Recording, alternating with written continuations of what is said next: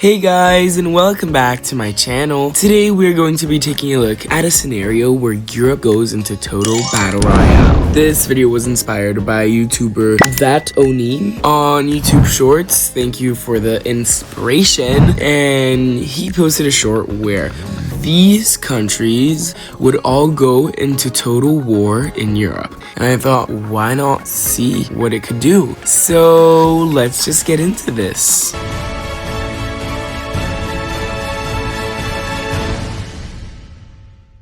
Let me place the capitals. I'll try to do it all by memory. So, London I know.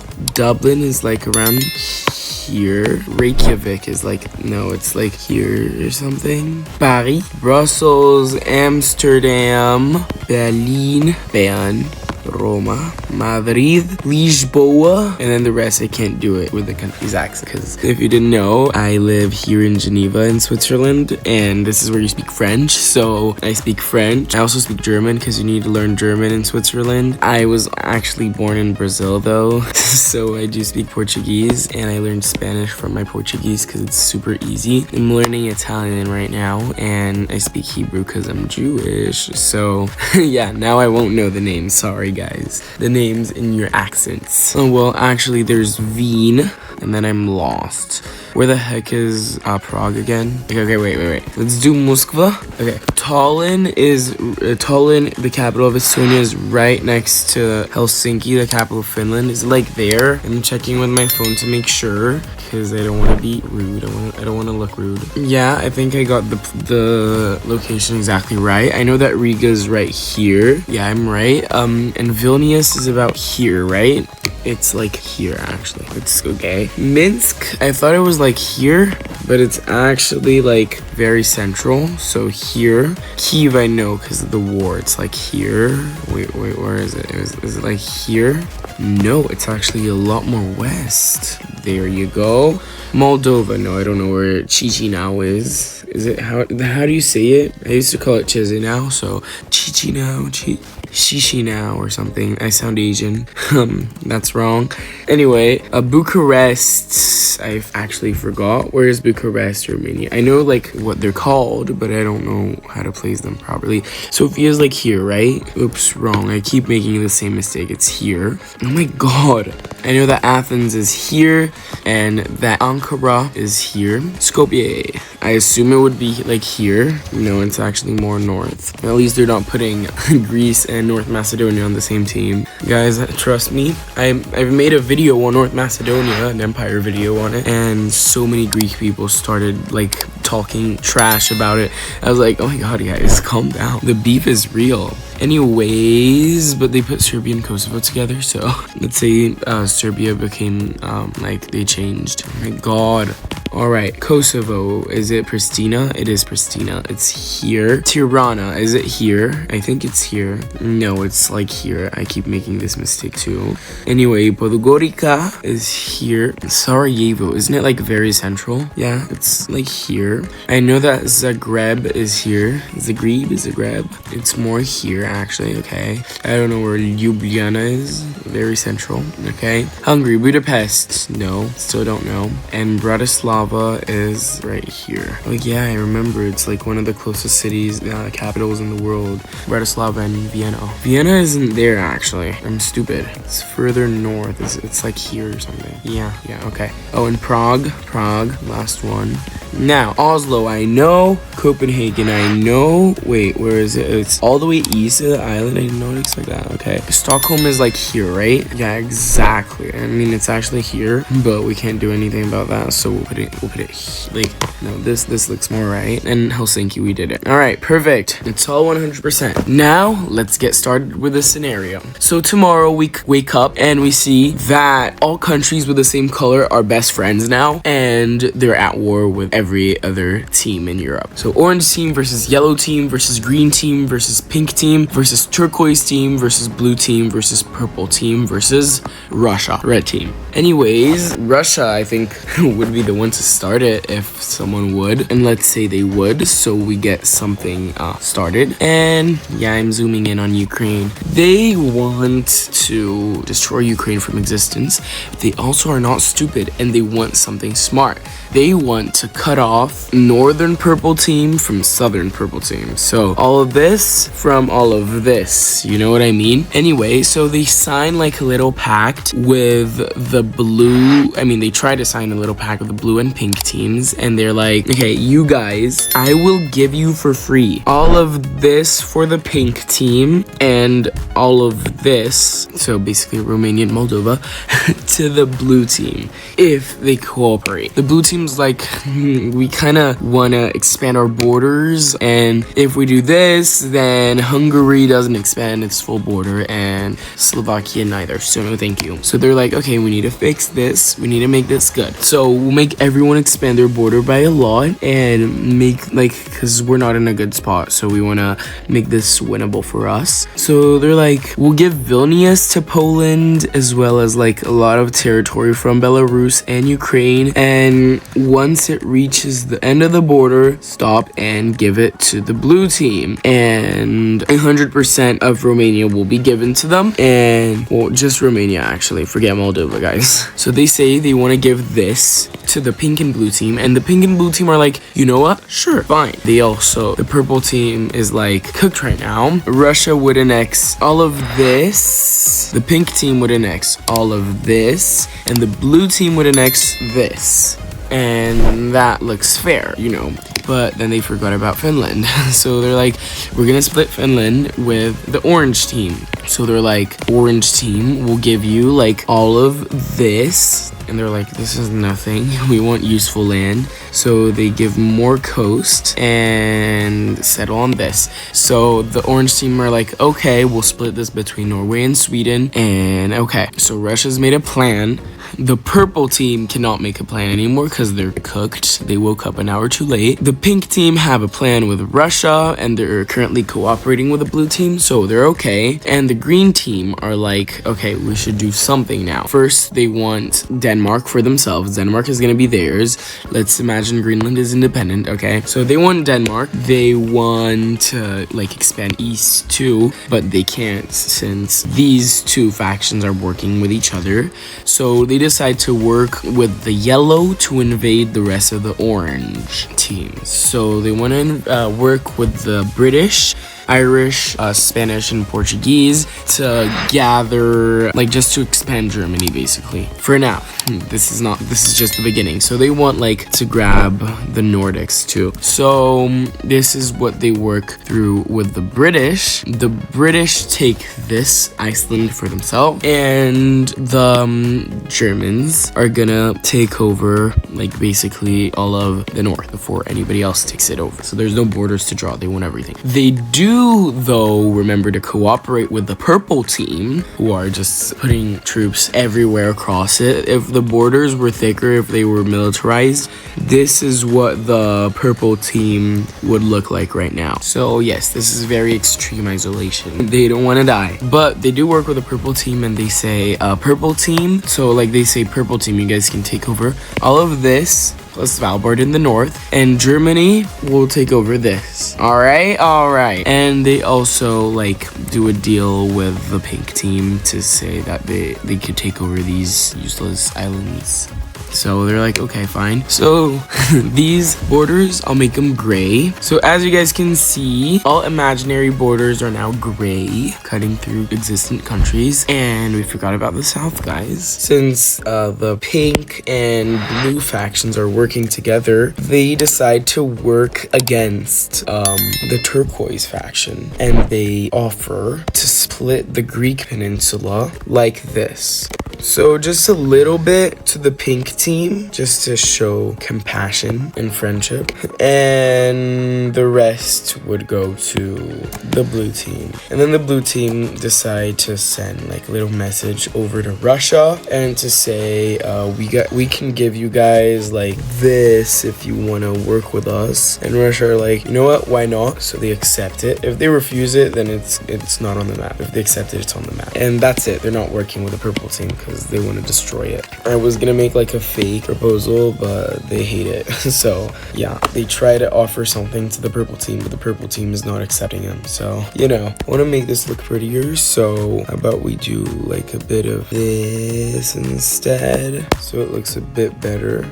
Okay, it looks a bit better. Then in exchange, you have to give something to them, Poland. All right, perfect. Let's take a look at this Poland. Okay. Anyways, let's get started. Russia is gonna start, obviously. When does Russia not start? And they're gonna go for what they wanted in Ukraine and Belarus and stuff. Basically Eastern Europe. So they immediately cross the border into Ukraine in the north and as well as in the south. And like they're mobilizing their full military. It's not like today, okay guys? Then they have some men over here in Crimea going to invade the rest of Ukraine, like just to push them a little bit. And over here in the east, so this is what the invasion map looks like. Ukraine are like, oh shoot.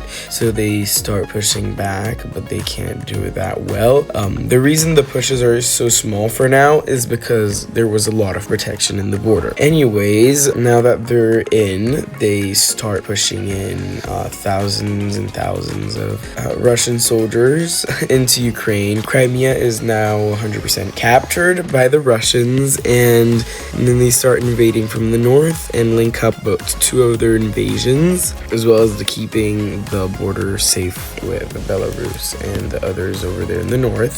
Anyways, they start pushing more and more, now starting a new front in the east and pushing more and pushing out from Crimea. And from this little push they have, they want to cut Ukraine off from the coast. They are doing that pretty well, and they cut them off from the southern coast in the Sea of Azov, and then they link all their pushes into one big front into Ukraine. Anyways, they tell Ukraine to hold on as they go to their old pal Belarus, who is mysteriously not their bestie anymore, and they start pushing and they try to surround and capture this full panhandle full of soldiers, and they manage to do it. And so many Belarusian and purple team soldiers die because they thought that was the safe haven as they saw Ukraine, but it's not. And so Russian troops start invading into Belarus a little bit. Let's ignore what's happening because there's still right now as we speak, there's a lot of stuff happening in the west and in the north, but I'm not showcasing it because this is just the Russian part, and then I'm gonna show you what's going on at the same time after, okay? Understood. So they also link up and form one little front in Belarus and push their hardest to link up their fronts in Belarus and Ukraine, and they managed to do it. This is what they managed to do in 6 months. Okay, so it's the beginning of the war again. The 6 months just started, and as you can see, the purple team is getting banged from all sides. Slovakia starts pushing more into Carpathia, Ruthenia, because they want that for themselves. They're still salty about it. I mean, they're not, but you know, and they capture 100% of it. Bulgaria decides to make a push to capture Bucharest, as they do, and after the siege of Bucharest is captured. Hungary starts their push in the east, and they do really well, as well as Serbia, and they're all getting a lot of supplies from Slovenia, Croatia, Bosnia and Herzegovina, Montenegro, Albania, Kosovo, North Macedonia. You know what I mean. Anyways, they start sending some stuff over to Bulgaria to help like protect the front, and like they're all going after Romania except for Slovakia. Slovakia's on their own against Ukraine, like plus with a bit of Hungarian and Slovenian / Croatian help. Anyways, all the other ones are going after Romania, and Romania's kind of destroyed right now. So they pull away their troops and push them east, and this leaves all of like Transylvania area empty. And Hungary, who are still salty about that to this day, which is true, are having a field day trip into Transylvania, and they're happy that the people there are like, oh my god, it's Hungarian people saving us. Not saving us, but you know what I mean. Some leftover Romanian soldiers go back through here, but but they get killed. And Serbia expands its push, as well as Bulgaria, and this is what is done in 6 months. The pink team's border with the green team is pretty stable and peaceful for now, as none of them decide to push into the other, but there's still a lot of security going on as all countries are at war with each other. So nothing's happening in the west or in the south. There's a very little amount of protection, even though the blue and pink teams are at war. They're all at war, but there's a bit of peaceful war between them. Anyways, the pink team are ready to fight, but only through Poland. So Italian, Austrian, and Czech troops are moved all the way to Poland, and the Polish troops are told not to cross into Kaliningrad, although purple team troops do, and they try to do something cheeky, although they don't. Like, they cross a little bit, but they can't do anything more because they're kind of trying to protect themselves over there. Finnish troops are like, you know what, let's get this, and they push a bit more south, but that's all they can do. Let's check out the pink team's 6 months. The war just started. They're at peace with, they're at somewhat of a peace with the blue team, and the green team, they're not pushing into each other yet. So this is what it's looking like. Also with the red team, nothing's happening with Russia. But anyways, Polish troops cross the border in the south and acknowledge the blue team's claims to it, and they start invading poor old destroyed Ukraine, who are still standing strong, but don't have much hope left. They also cross into Lithuania, as it's the weakest out of the 3 countries they get to invade. I know they're not getting invaded yet, they just got invaded, but I know that Belarus got invaded, but it's still at a stronger point than Lithuania. Finnish, Estonian, and Latvian troops are coming to the aid of Lithuania, and Moldovan troops are busy in Romania, like in the east. Anyways, Polish troops finally cross into Belarus and start thickening the push and reach a lot of the gray border area. They have a lot of Lithuania under their control, and they are doing really, really well over there. But this is all they can do in 6 months. So out of the bunch, it's the blue team that's doing the best. The turquoise team, they try to do something. They try to go for the weakest country out of the bunch that they have to invade. So they do a pretty good job in North Macedonia and almost go close to the capital, but they can't do anything much. This is all they do in 6 months. And no, the blue and pink teams aren't doing anything in the turquoise area yet. The yellow team send their navy north into Iceland and set up a blockade from the rest of the orange team, who don't have a choice to abandon them. But Iceland doesn't really stand a chance, as they don't even have a military in real life, so they probably don't even have a military in this situation. The police and the natural terrain try to stop them, but they can actually destroy all of Reykjavik.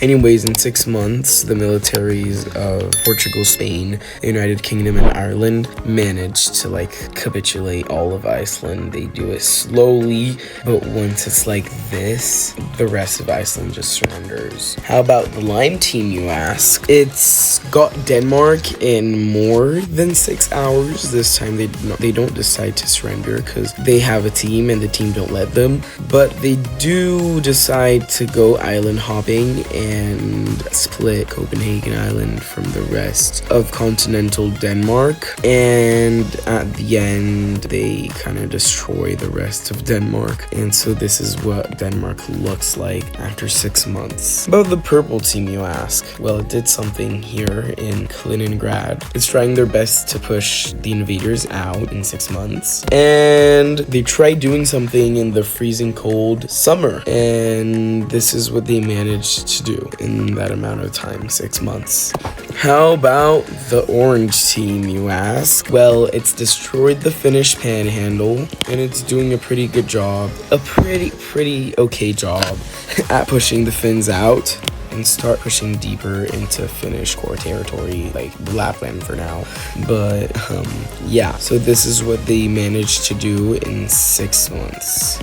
Now, Russia is back in action, and since they want to do that thing with the turquoise team, they decide to go after Georgia. Like, now it's like they're actually going for Georgia. So, like, most of their military is in the north, so they're not going to focus that much on the south. This is what they get from Georgia before they surrender, and in their peace treaty, they get all this off of Georgia, and Georgia's like, oopsies, gone. It's gone. I mean, it's there. But anyways, the rest of Russia, though, don't decide to invade the turquoise team yet. They're getting spared for now, but they start invading where they haven't yet. So they start like pushing into Finland because they don't want them to grab St. Petersburg. So they start pushing into Finland, and like, yeah, they expand the full border, as well as into Estonia, Latvia, and Belarus, making their push officially from Estonia to Crimea 1. They can't do it to Finland because it's separated by water and Russia. So yeah, this is what the front is looking like. They expand a bit more in Belarus, but Ukraine is where they're doing the best. Like, Ukraine are like losing morale. They're fighting a 2-front war right now. So a lot of troops are getting pushed to the west and to the east, and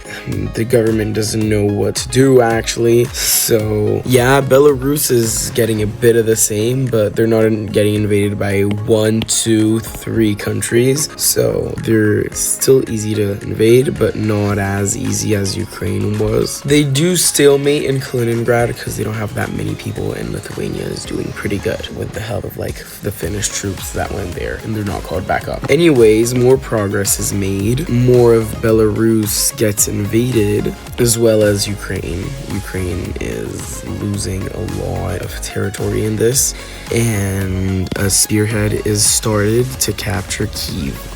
Latvia, though, is getting a bit more pushed. Big encirclement is made here, and a lot of Latvian troops are here, and they get all murdered by the Russians. So very nice. So Latvia, that's a big blow to Latvia, and with Estonia, they have to send some troops to support Latvia in the south, and so this is what happens. Anyways, this is what happens within a year of the beginning of the war.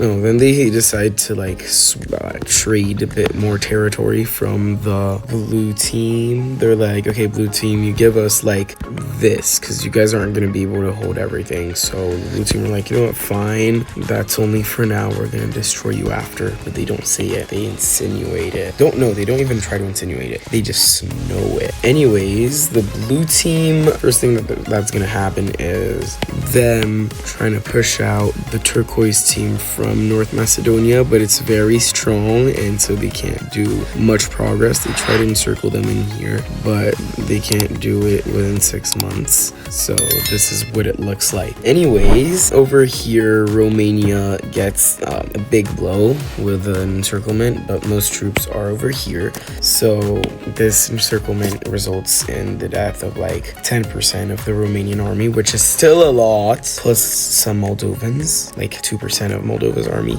Anyways, with the other Balkan countries' help, who would never get along in real life, they pushed to the easternmost extremity, the border with Ukraine, that they can't cross into. I mean, they are at war with Ukraine, they are actually invading Ukraine, but it's only over here. This part of Ukraine only belongs to Russia. I'm sorry guys if I'm triggering you, I'm so sorry. Anyways, they're making a bit more progress in the north, even starting to push into this Ukrainian area. Slovakia also manages to make a lot of progress, and this part of Ukraine just gets destroyed, and Ukraine doesn't know that they're getting partitioned, so they still have a lot of troops over here, like, holding on, because they don't know when they're gonna come for them, you know what I mean? Anyways, they touch Moldova, which they can invade, but this is where most of the troops are. Some encirclements are made, like this one, and this is what Romania ends up looking like after a year of fighting.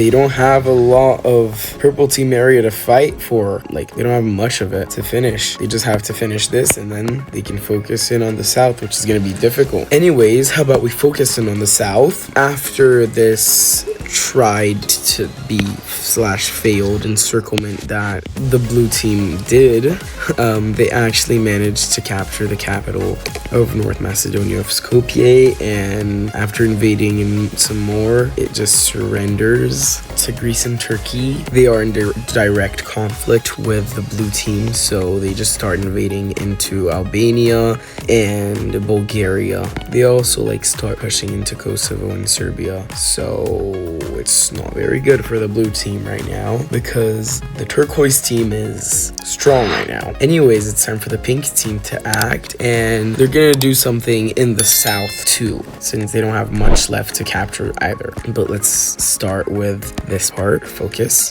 They are finally gonna go and capture the capital of Lithuania, Vilnius, after a long siege, and the rest of this part of Lithuania is easily destroyed and captured by the pink team. Anyway, they start going and looking north and pushing more and more, and Belarus are like, oops, we're dying right now.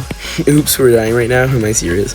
Belarus are dying right now, actually, and they're doing pretty good. And after a year of fighting, they can capture the whole part of Belarus that they were looking for. And they are making very good progress in Ukraine, as Ukraine are dying. Very nice, very nice.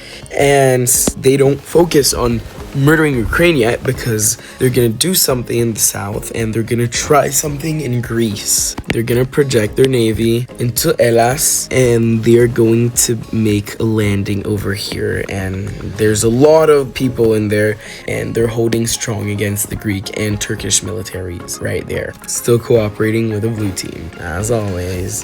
So this equates to like this. Anyways, the lime team finally managed to finish up all of Denmark after the capture of Copenhagen, and they start a small landing over here in Sweden. By the way, I forgot to do something, guys. Peace treaty is signed between Greece and North Macedonia, and North Macedonia just gets fully annexed into Greece, just like that. The yellow team don't really know what to do. They don't want to backstab France and the rest of the green team, but they are literally at war with them, kinda, so they have to do something, and they don't want to lose and wait this one out. So they project a landing in Brittany and Normandy and the Basque, and ending up like getting it all for themselves and Spain, you know what I mean? Poor purple team, they're literally in the worst ever possible outcome. Anyways, it's time for the Russians to act again, and in this phase of the war, Ukraine is getting decimated. Like, lots of Russian troops get to move by so easily and quickly, even capturing the capital of Kyiv, and more troops are managing to do something good. They also are getting ready to cut this huge division of Ukrainian troops into their own territory, and they do it, and all of these are slowly wiped to death. So Ukraine are dying pretty much on their deathbed, and 100% chance of dying, and they're getting actually decimated, and Russia is touching Moldova now, who they want a lot. Anyways, this is all they can do in Ukraine since it's very big, and now they're gonna start their push into Moldova. A tiny little push, and Moldova are gonna have to withdraw everything from Romania, and Romania are like, you know what, let's just save Moldova, even though they know they're gonna die. But that's for the blue team. part. This is the 18 months from the beginning of the war. Belarus are literally also on their deathbed as Minsk is captured, their capital. And more is pushed as Belarus just sob. The Baltics are also getting a bit mutilated right now as Estonia is close to losing their capital, Tallinn, and Latvia is also getting that same outcome soon, and little encirclements are starting to get made, including the big encirclement of Tallinn. Oh, and something else that happens, the breaking of the stalemate as all of Kaliningrad is 100% liberated, and actual troops from Kaliningrad cross into Lithuania, and more Russian troops also cross into Lithuania from Russia proper. It's time for our favorite blue team. Is this also blue team? Then okay, it's time for our northern blue team to act as Romania's got like just the rest of their troops by themselves fighting as Moldova just stopped sending help because Russia crossed into them, and like the biggest encirclement ever is happening, and more Romanian troops are running away into Moldova who accept them, and the rest just get starved and murdered to death by the blue team. And in the south, they can't do a lot. They try to push the Greeks and Turks away. They do a bit well, but they can't do a whole lot. The pushes from North Macedonia are well pushed back, but it still mates in the border, and this is all that they can do. Now, our favorite pink team, happy to fight the purple team. Basically they do what they do best, and the rest of Ukraine that they are allowed to enter into by the armistice, like ceasefire that they have with Russia, is 100% captured. And so Poland decide to sign peace with Lithuania, who accept the peace treaty. This is what the treaty looks like. I know it looks ugly, but bear with me right now. They ask to sign peace with Belarus, but Belarus are like, no, we're gonna get it all back with the glorious country of Belarus. But at the end, they say yes to a meeting, and the treaty is basically just to give what they lost to Poland, and there's not even like a long-lasting peace. The peace is for 6 months, and then they can do whatever they want with their lives, can declare war again. But they're not signing peace with Ukraine because Russia paid them to not sign peace with Ukraine, so Ukraine are still paranoid that something's gonna happen to their border with them. So they have still a lot of Ukrainians over here and over here, even though like they can't do anything, you know what I mean? And little update over here, they get a pixel. There's not a lot they can do, but it's not 100% stalemated. The Lime team, not expecting anything, as stupid as they are, start pushing more and more deep into Sweden, and this is all they can do before they realize that the Spaniards and the Brits started a dual invasion into France. There's a landing on Normandy and on the Channel, like right after the Channel, into the French territory, and from the Basque area, crossing the Pyrenees. France are like, oh my god! So it's all alert, and they stop the yellow team from pushing any further into them. So this forces Switzerland to bring 100% of their military over here and over here to fight the yellow team. And now let's show what's happening in a period from 18 months to 2 years since the war started. Countries are respecting each other's boundaries, and there isn't cross like blue to pink or red to blue or red to pink conflict yet. Although they are at war, they're kind of at a ceasefire right now. I mean, no started fire, no fire. Also red and orange, since they all like made pacts before the war started.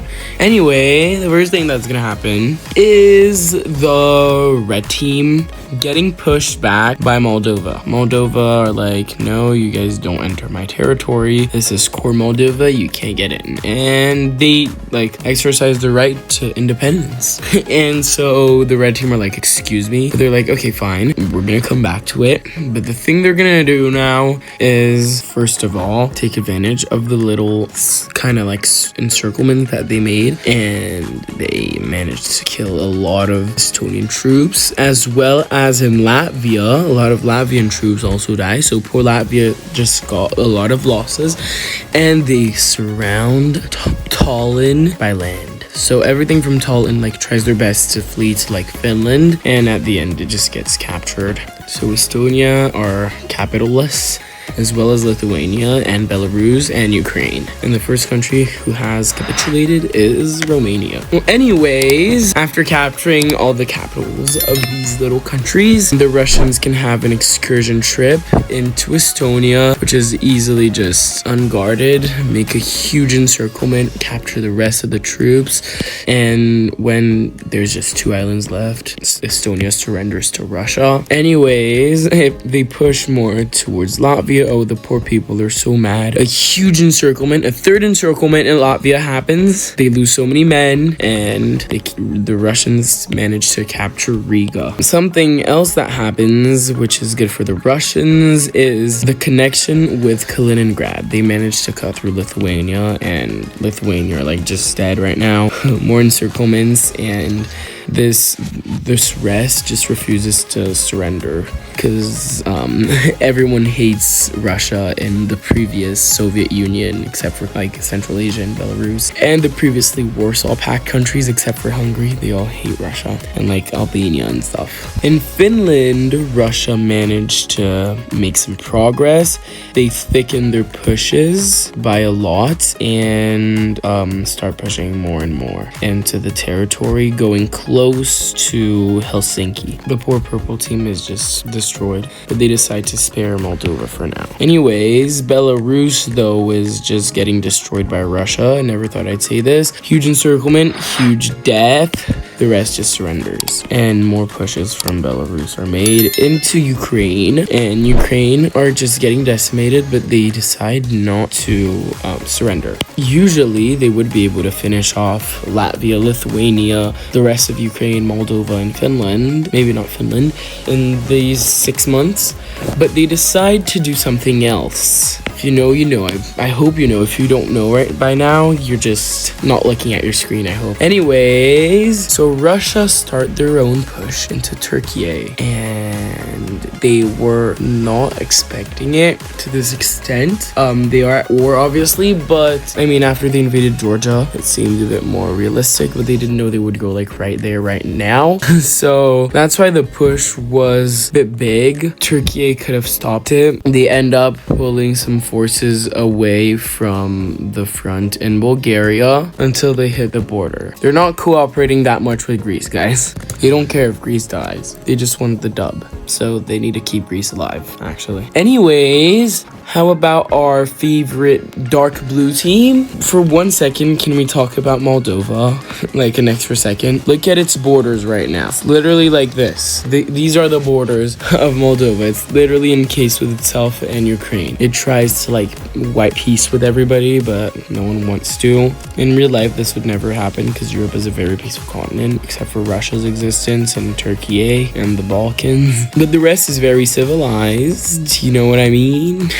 Anyways, there's no more progress in the east because they don't have anything to invade yet, but they still are at war with Ukraine, so they're scared of any possible invasion from the north, mostly because the south is already done for almost. But this allows them to reorganize their troops to not have like as much as a border guard policy in the northeast. So their troops, like all the new troops, start heading south instead of north. Even the betraying troops from Romania, the new betrayers, and as well as from this part of Ukraine, and you know. Anyways, they get to reorganize some troops to come to the south to the aid of their allies. They say, oh man, North Macedonia is already done for, we can't save them, but we can save the rest of Albania and Bulgaria. That's what they can do, as well as keeping a lot of border patrol. Now let's talk about the pink team. The pink team has fulfilled their desires in Eastern Europe. Now, they're gonna go and capture the islands that were promised to them in the North Sea, because why not, you know? And the green team is perfectly okay with this as these two big islands. You know what? I'm gonna look up the name. Okay, Gotland from Sweden and Bornholm from Denmark. Yeah, they get captured by Poland. Guys, I was gonna make a peace treaty for Romania, but I forgot that we want Moldova to be scared, right? We're literally destroying the purple team. They were just right badly placed in the worst place ever. Anyways, the pink team can send more troops over here into Greece, and this time instead of 1 pixel, they get four new pixels. Oh my god. And Greece are like slowly getting pushed back, and then a second wave happened and they get a lot more than 4, and like they beat the Greeks so well. And so the poor Greeks are losing to the Italians for once in their lives, because last time they won and then somebody else had to come to destroy them. Anyways, the green team this time decide to send a lot less people to go fighting in Sweden, because they need to go protect France from the British and the Spanish. So this is what they can do for now. But then the French, they can push back this push. It was very badly coordinated. Like a lot of men just run into France and get as much as you can. That's literally what they did. And they can't do anything with the North. Oh, this is some strong stuff happening, guys. And the British and Spanish and Portuguese and Irish are trying their best to keep their position and to push another one, like to make another push. It's Russia time. Can't believe the purple team is still alive, but you know, Finland is still alive and not that unwell. But anyways, Lithuania. Let's talk about that. Lithuania gets obliterated, is forced to surrender. And the same thing with Latvia, like so many pushes into it, and when there's just like this north part left, they surrender to Russia. And Russia decide to meet for peace with the 3 Baltic nations. And in this peace treaty, Estonia, Latvia, and Lithuania get fully annexed into Russia, the Russian war machine. And these peace treaties are in presence of the leaders of like Belarus and Ukraine. Anyways, they also meet for peace with Belarus, and they fully annexed 100% of Belarus. Finland get bullied a bit more. Helsinki gets captured. Draw it in later, one sec. And the Russian war machine is very much turned on. There's encirclements, and Finland start getting cut into 2 big chunks, and everyone starts escaping from here, which isn't that good because they want to cut them into 2. And when they cut them into 2, the Finns try to run away, but like they don't know where to go, so then they just start going that way, and then they just get cut into more pieces and more pieces and more pieces and more pieces, and get wiped one by one off the map. Anyways, this big chunk is slowly but surely destroyed, and that is a lot done in 6 months in Finland. Anyways, over here, troops finish this southern part of Ukraine and start crossing and destroying Moldova. They capture Chisinau. Is that how you call it? I don't know how to call it, guys. Cheesy now or something. Cheesy now. Anyways, Moldova is just destroyed. It's not one of the good countries in Europe, like for people to live in, and so the rest just gets destroyed and surrenders to Russia. They tried. The good thing is they tried. And some more of Ukraine gets invaded, but the Russians can't do much because they still want to do something over here in the south, in Turkey. Because they want to invade all they can, like get all they want. They do something, but then they do something stupid, and the Turks manage to punish them for it, and they lose a big division, which makes them vulnerable to some backlash. So they got pushed back. Little loss in Turkey. And that's it. Pretty impressive game in Finland and in Moldova, and the peace treaties make it look cleaner. And yeah, next, the Balkans. They decide to put away the differences and unite. I mean, not with Serbia, because no one likes them. Sorry, Serbia. But Croatia and Bosnia and Herzegovina are gonna unite in order to look more united, as well as with Slovenia, because there's no point in having a border separation. They are gonna have 3 capitals though. So yeah, Serbia is gonna unite with Montenegro, and Kosovo is gonna unite with Albania. They would do it with North Macedonia too, but North Macedonia just got murdered by the Greeks and the Turks. Anyways, this is not made in order to cause tension, and Hungary and Slovakia and Bulgaria are gonna keep their independence. Also, thanks to Russia, the blue nations are no longer bordering the purple team over here in Romania. So the Russians lift and give them consent to sign a peace treaty with Romania's government in presence of Ukraine and only Ukraine, as well as Moldova, because they still exist but in exile. And in this peace treaty, Romania is added to the blue team and ready to fight more than ever. Except over here in the south is very stalemated. They can do something thanks to the new Romanian people. They can do something over here in North Macedonia. This blue looks horrible next to the turquoise. Anyways, this is all they can do though, as the rest of the borders are just stalemated. Maybe there's this and this somewhere, but that doesn't count. It looks prettier like this and cleaner. And the idea of Yugoslavism in this area crosses people's minds, and everyone's more and more okay with it after the people die, the old people. But that's just a teaser, because now let's go back to Poland and Italy and Czechia and Austria in the pink team. They decide to sign peace with Ukraine, but Russia are no, you're not gonna sign peace with Ukraine, because then they're gonna pull all the troops out of your border, which is helping me right now, and they're gonna bring it all to my border, and they're gonna give me a harder time. So no thank you, because the troops are this right now, because they don't know when they might just shoot the blue and the pink countries.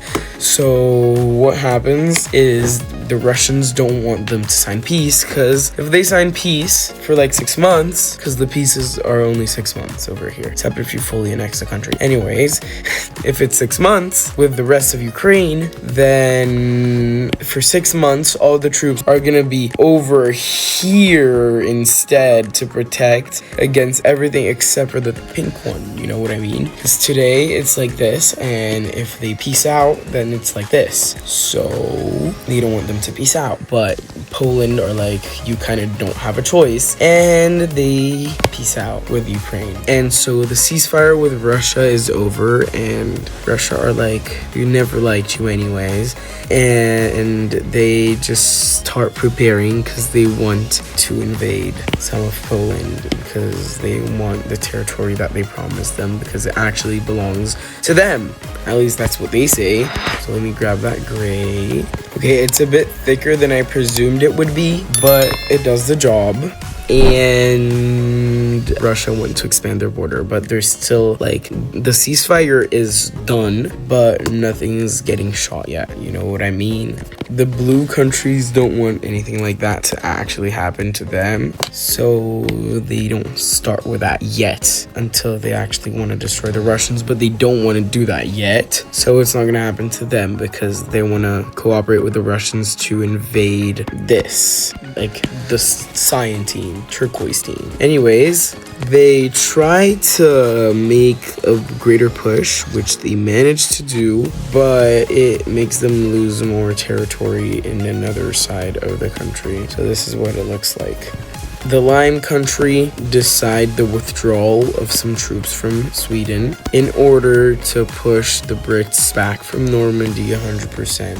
So nice. Very, very nice. And the Brits can't do anything. Spaniards either, though. This is what France looks like right now. One sec. Okay, guys, now think. The thicker the line, the more protections there are. So this is what the stuff looks like in France. And Belgium and the Netherlands. This is what it looks like. It's all naval. Oh, wait, and I forgot a little bit over here in the Alps with Italy. I mean, it's not all Alps, but you know what I mean. Continuing, the orange team. Except they lost 2 members. And they're losing the south of the... Anyways, they're doing very good in Finland, capturing more and more areas of the Lapland. And they start a very big encirclement in the Lapland, and they do it. And they manage to kill it off easily. There's not a lot of people there, though, if you know what I mean. The coastal areas are key, and so that's why they're sliding their military more to the coasts. And a naval landing is made made over here. And that's all they do in 6 months. Back to Russia, because they didn't do anything. They're kind of like, they already peaked, if you know what I mean. We've got some more fighting in Finland, and once the coast is fully like captured, they're just done for, as the rest of the country just gets steamrolled. And I mean, there's a coast in the north, but that's why they just get pulled into the north. And so the Russians managed to push this all in 6 months. Anyways, Ukraine, some more stuff happens that you might not expect. The pink team starts pushing into the Russian agreed boundary of Ukraine. Oh my god. And so the Russians start more and more like pushing over here, and consequently surrounding the rest of Ukraine, which was already surrounded. But like they start pushing out the Poles, and they manage to do it, as well as the Ukrainians. Like the Ukrainians die. I don't think there's any purple left. Oh yeah, here. But that's it. That's literally it. And now like it's actual war between these two countries, like the two teams. Red, and the red team cross the border, and they say, we're not gonna touch you in your real territory, but all the territory that you stole from us, that we gave you with charity, you're not getting it. And so they call in the blue team to do it too, but the blue team are like, we're kind of scared for now, so but we'll do it later with you. They're like, okay, fine. And there's a push over here from the north, and forget Turkey this round, and a lot more gets pushed, and they're still leaving an area for the blues. They're like, you know what, blue, do we agree on this? They're like, yes. So okay, but not right now, not yet. The blues aren't that serious about it. Like they insinuate that the reds can go and push into it, but you know what I mean. It's still like a bit claim. If anyone else claims it, it's wrong, but there's no one else claiming it. And the Poles themselves. Anyways, there's a lot more pushing going on and blitzing through East Poland right now, and the Poles are like, shoot, did we just mess up by declaring peace with Ukraine? We maybe should not have done that. Just an idea. And in the south, they just consolidate their front, like make it stronger and stuff. Then the blue team requests Russia for permission for annexing, like signing peace with Ukraine. Russia are like, yes, sure, of course. So the blues get to annex a large part of Ukraine, western Ukraine, and gifting it to Romania. Like a lot of it to Romania, so Romania like feel happy about it, about the team. So they invest more in their military, and people just start saying fine and abandoning the purple team that would have never won anyway. Italy wander off on their own, deciding not to like go save freaking Poland, and just send their whole military from now on to Greece. And in 6 months, here is what Italy can do. We need to look at Italy's potential a bit more. Like they actually landed in this Peloponnese peninsula,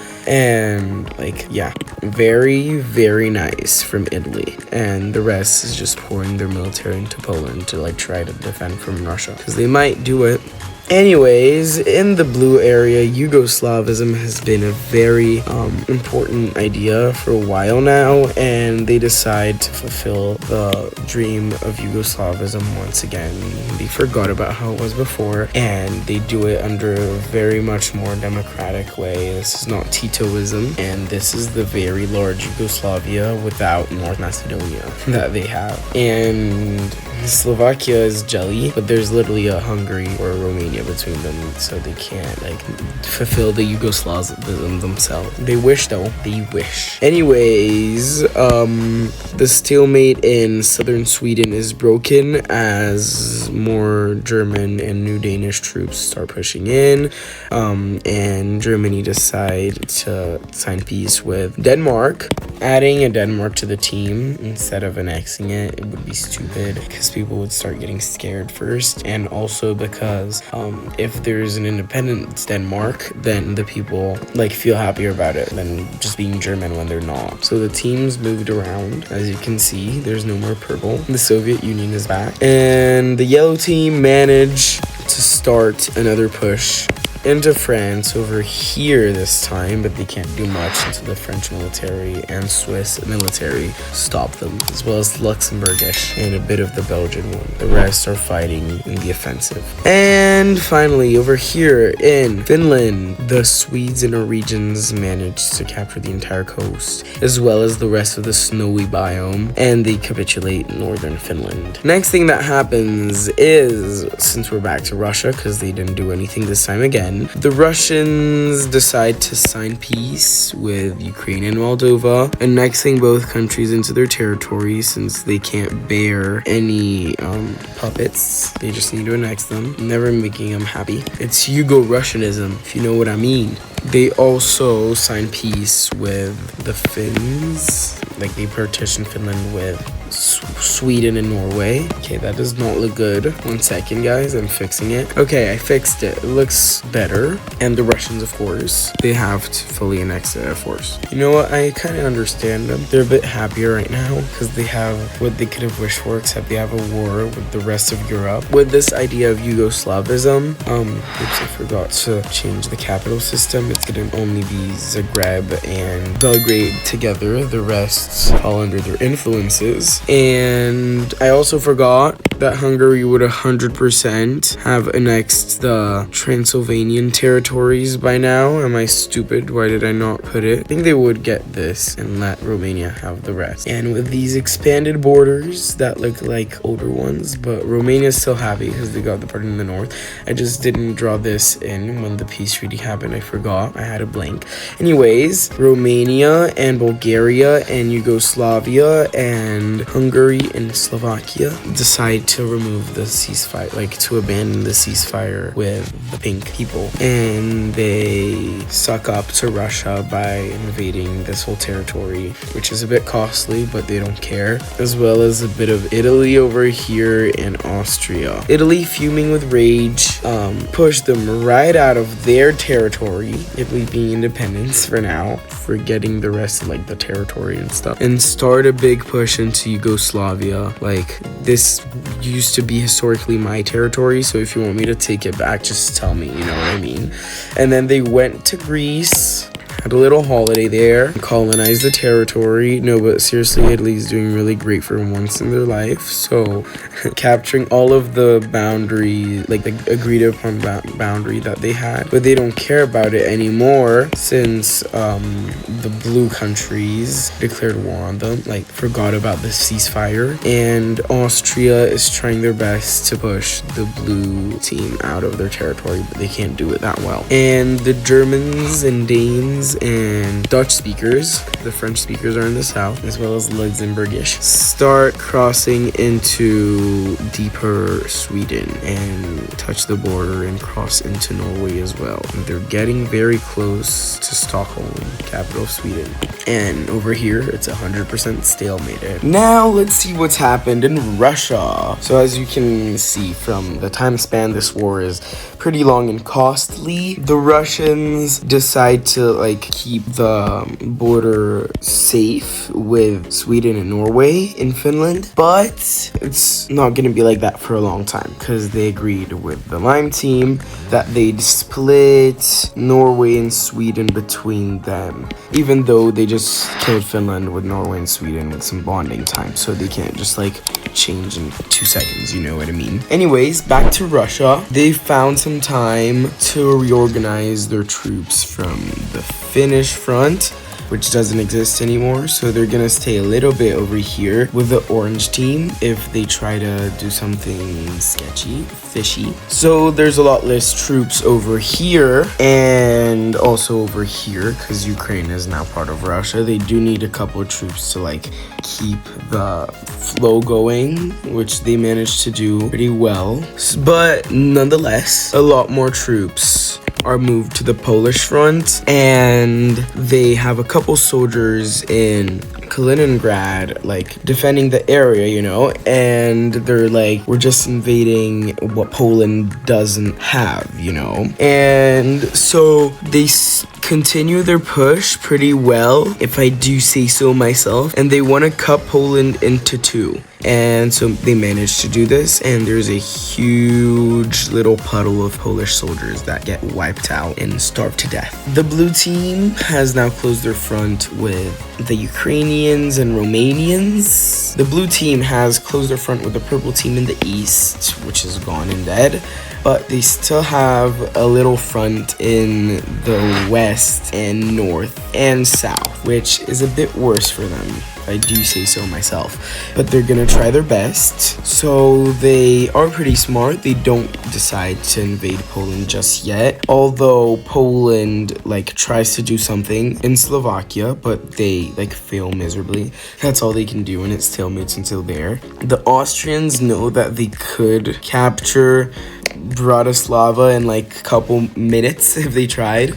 I mean, in a couple weeks they tried, maybe in a couple days actually, but they are getting like invaded from the south, so they don't know what to do really. Anyways, the pink team and the cyan team decide like on something in order to partition the blue team because they don't want it, and they also invite Russia to the conference, which secretly like show up, kind of backstabbing the blue team. Although these borders are very sweet.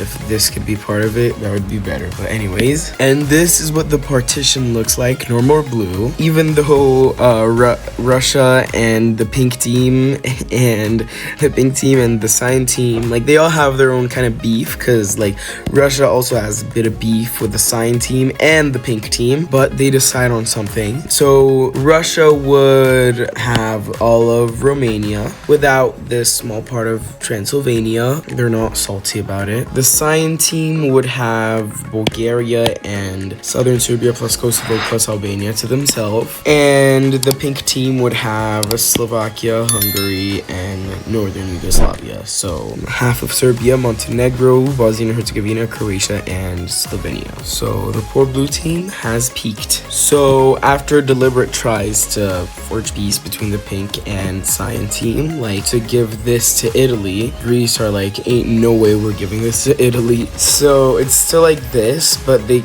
are like at an agreement, and they agree to a ceasefire over here for only 6 months, so they could like have a convention all together. And there's also a ceasefire here for 6 months. But Russia and the blue team and the pink team have like their little dreams for the cyan team. It's supposed to like look like this. So let's see what's gonna happen. The lime team decide to sign a treaty with the pink team, another one apart from these useless islands. They say that they would give Italy all of this coast plus the Balearic Islands in the Mediterranean for their Neo-Roman Empire, and Italy accepts. So the pink team have beef. Like, I think they lost their beef with Russia. They just decide to like give them back the land. But the pink team have beef with the blue team. Yeah, a bit of beef with the cyan team, and now they're gonna start their beef with the yellow team. Apart from that, the Spanish managed to do something really good. They start expanding rapidly their push. It was a gamble, but they won it, and the French get caught off guard and severely outnumbered in this little coast, getting close to Bordeaux there, and they do manage to capture the city of Bordeaux, making them speak Spanish. Les Français qui parlent espagnol. Oh la la, guys, oh la la. But this push in the north is still like this. These are the French soldiers behind.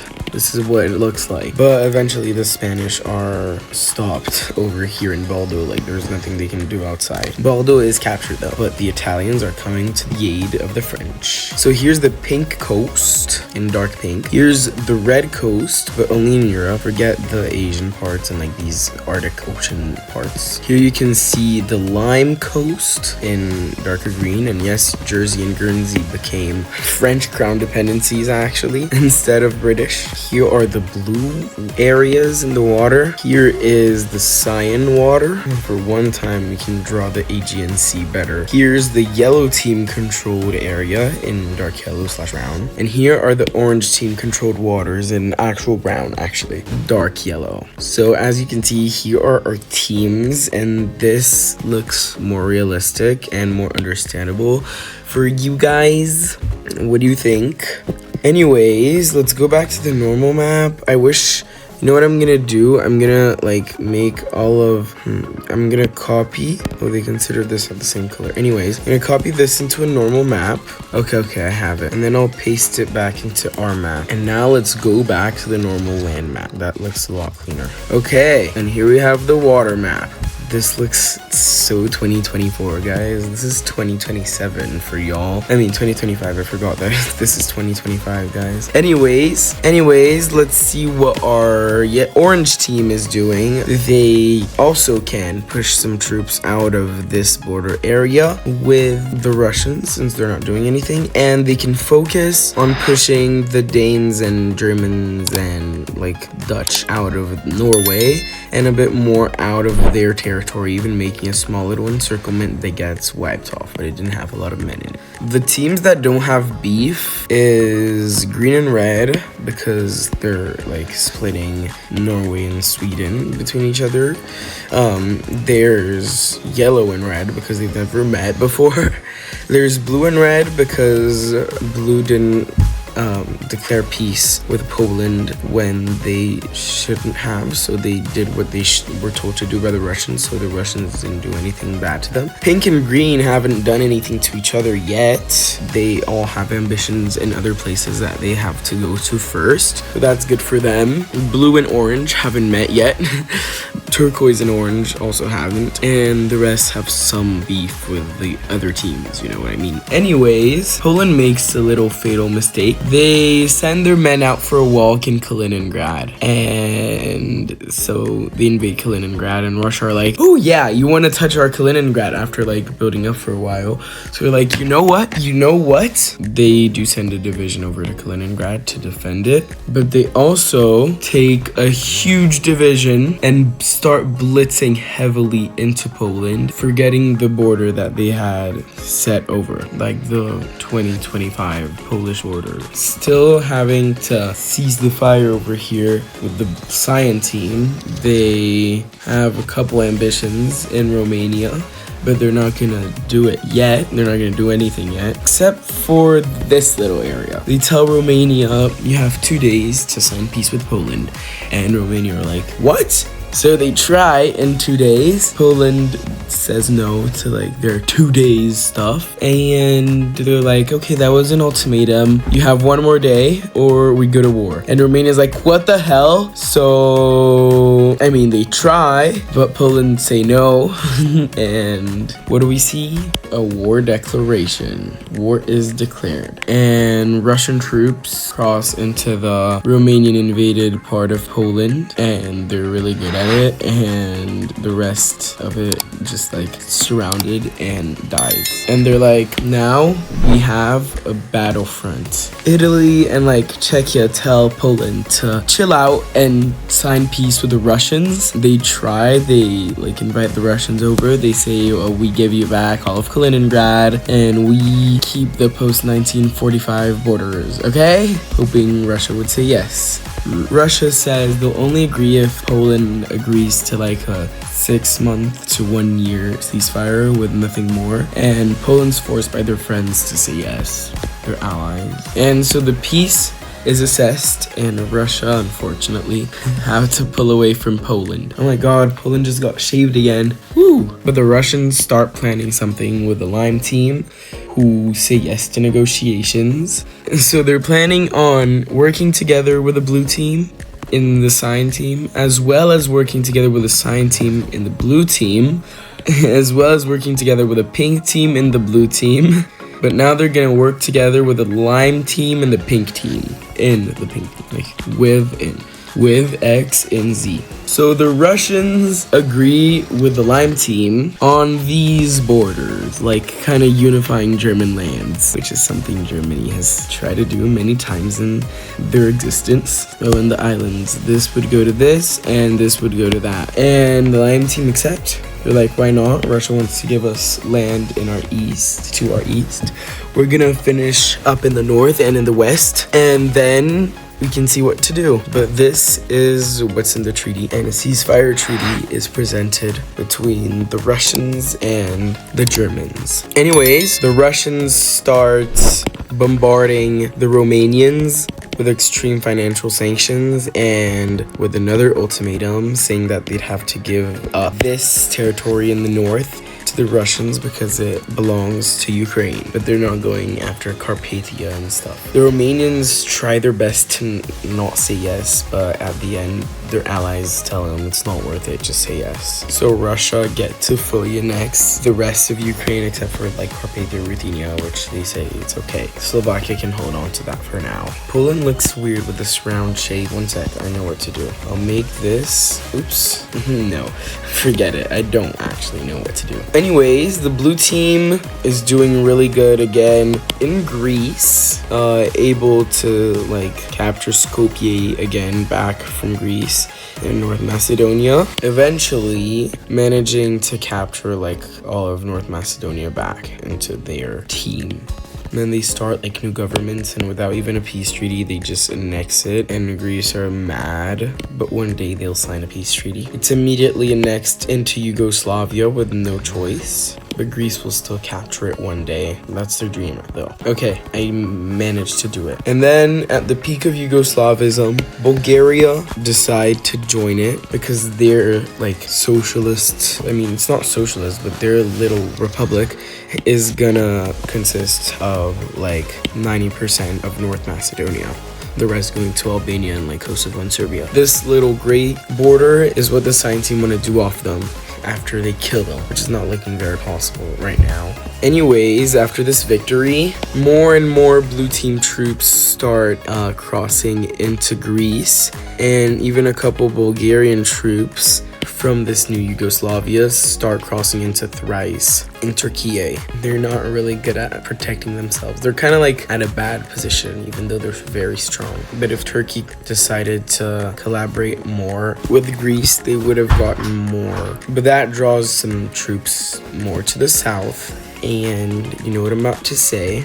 The Italians, who are doing pretty good, start shoving their troops into the beautiful Croatian coasts, making them Italian again, as well as Austrian troops crossing and capturing the capital of Slovakia, Bratislava, and Czech troops also crossing into Slovakia, doing pretty good. And Poland start expanding their little push too. Oh, and the Austrians managed to push the blue team more out of their territory, but they still have something going on there. Italy, not wanting to be victim of the green team's expansion, the cyan team try to do a bit more pushing back here in the Caucasus since their ceasefire has expired with Russia, but it doesn't work that well and doesn't move that much. The Italians also start to project their navy towards the yellow team's navy, and the yellow team can see what's up when they start touching but not doing anything just yet. But the pink navy is right there where they should be to grab everything that they want. Italy's like kind of doing their own thing right now, cooperating with France and Switzerland, even though they secretly have a plan to partition Italy. Alright, no more navies visible. The Lime team's military projected over to Sweden is doing really good as it finally manages to capture the capital of Sweden, Stockholm. Sweden starts losing a lot of ground and crumbling, and a lot of areas of Sweden are just like easy there to grab as the military starts focusing around the cities. And some of the military and a big encirclement starts being created as the Swedes start to panic, and when it's there, it slowly gets demolished. and Sweden is losing a lot of ground right there. Norway is trying to defend themselves, and they signed like a little treaty with Sweden to restore the 2024 borders of Sweden and give this Finnish part all to Norway so Norway can protect it. But just as they thought it was ending, Russia starts invading into this Finnish, which is now Norwegian Lapland, and even starts crossing into the beautiful fjords, saying this is now Russian, and capturing more of the Finnish coast right there. And the orange team start crumbling, and they don't know what to do right there. The Russians also assemble more people to go fight in Anatolia and the Caucasus, and they're doing pretty well, a lot better than they were at the beginning in the Caucasus.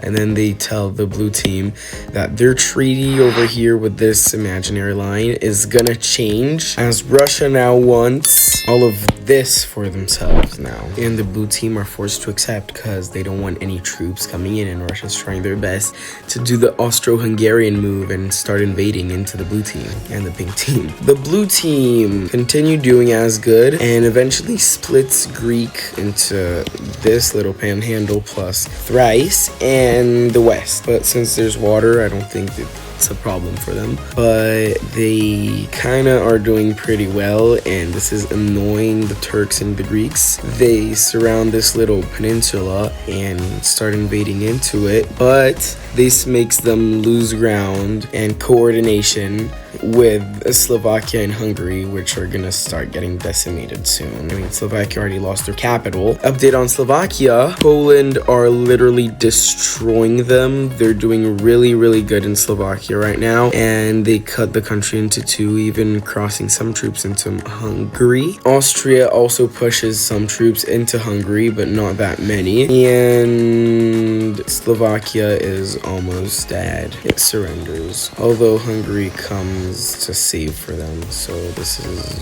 what's the situation looking like. Austria manages to push the Slovenes out of them, even crossing into Slovenia proper, the Slovenian SSR. I'll call it SSR because I don't want to call it anything else, even though it's not Soviet or socialist. Eventually, in exchange for exiting Hungary, the pink team managed to get a peace treaty with the blue team, making Slovakia pink and uniting Czechoslovakia under one. Update with the Italians in Greece. The Greeks and Turks start losing more and more coordination, and Italian troops manage to capture the capital of Greece, Athens, and some more islands, and Greece just falls into chaos, and Turkey's just there to defend themselves.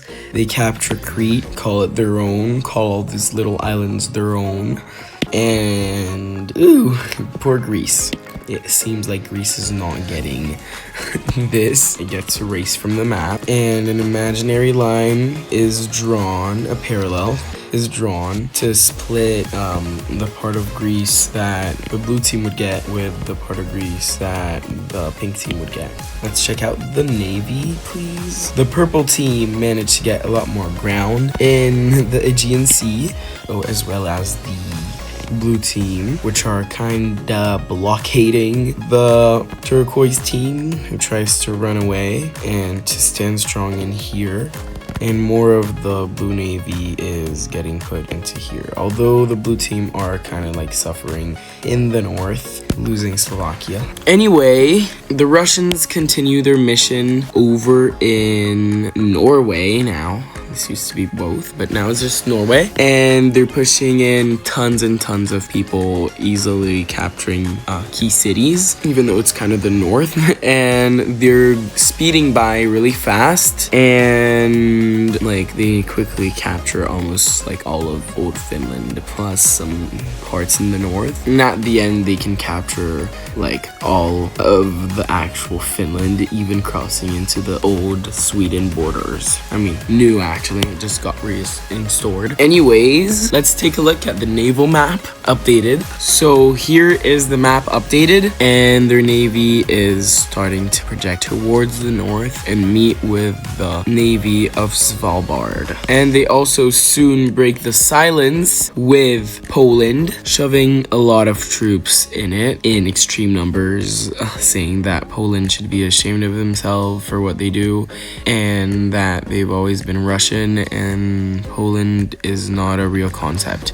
And then they start blitzing through Poland just like that. The pink team, instead of like going for the blue team, start sending their forces up. It's like this and like this, but Italy continue doing their thing. I mean, no, they also have to send their stuff over, and so progress is stopped in Yugoslavia. Although Greece is still an option. The blue team start not needing more protection in the north, are ready to invade the rest of Greece that they have, that they are allowed to invade, and they do really well, surprisingly. Greece and Turkey are very strong, and Thrace is also starting to get invaded by the Yugoslavs as they gave like this part of it to the pink team, Italy. They don't want Italy fighting them. They're like, okay, Italy, we accept this as our boundary, and I hope you don't cross it. And this thing, it can already be erased from the map because nobody's gonna see this happen. I'm spoiling. Anyways, Italy also does a good job as Greece capitulates. They also have the right for the islands, and they start capturing all these useless little islands. I mean, not useless, but all these little islands in the Aegean Sea and the Black Islands too. Let's see the navy. Obviously, some islands still go to the blue team, but most of them go to the pink team. Crete is taken from Turkey, as Turkey stole it from Greece, and Turkey are kind of lost with their maybe 5 kilometers of coastline, but that's all they get in the Aegean Sea, obviously. Very sensitive topic, the Aegean Sea. Although the pink team can move their military up where they want to move it. Anyways, the green team managed to do something, trying to reconnect with the coast and cut the Spaniards into two, but they can't. It don't work, so it doesn't happen. And they can't do anything in right across like the French part of the English Channel either, so it just stays stalemated. But the pink team though, let's go back to our naval maps. They managed to win a lot of naval conflicts with the Spanish, and they reached the islands of Mallorca, Minorca, and Ibiza, or Ibiza.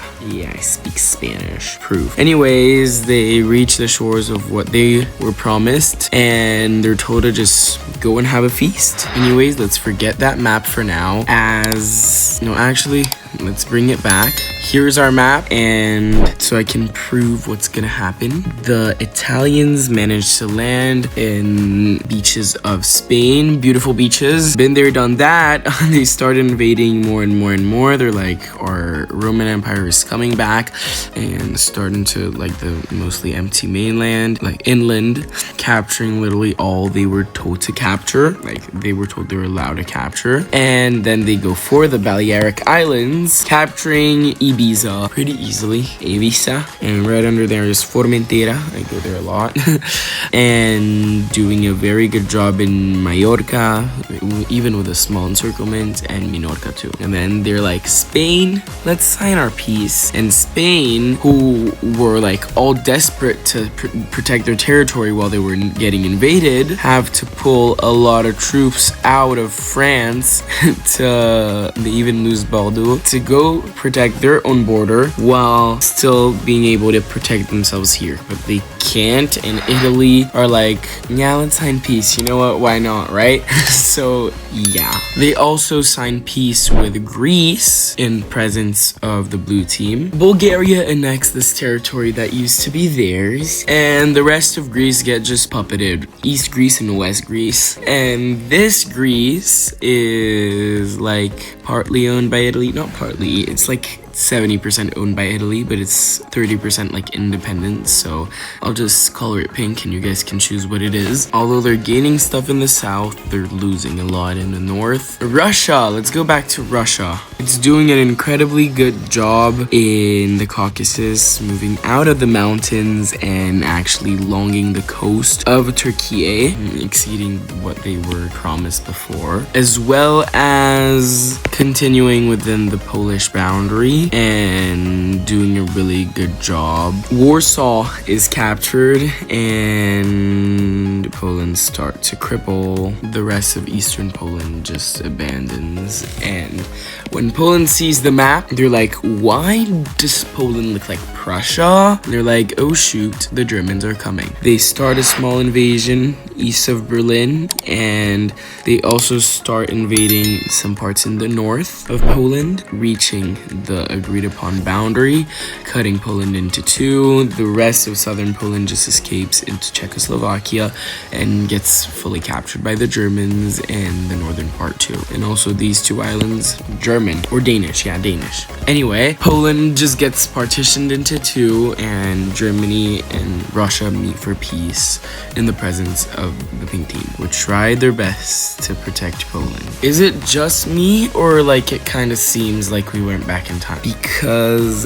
this looks very 1938 right now. This World War III looks like it's a World War II. I mean, there's not a world involved, it's just Europe, but I mean, in real life, nobody would let Russia get so large. Anyways, this finally gets a second country in the red team. It's always been one country, just Russia, but now it's got Poland with them. And Poland is gonna backstab Czechoslovakia with the Russian troops entering Carpathia, Ruthenia, and actually, finally, Hungarian troops doing something, and they're also gonna start and head and capture Vienna.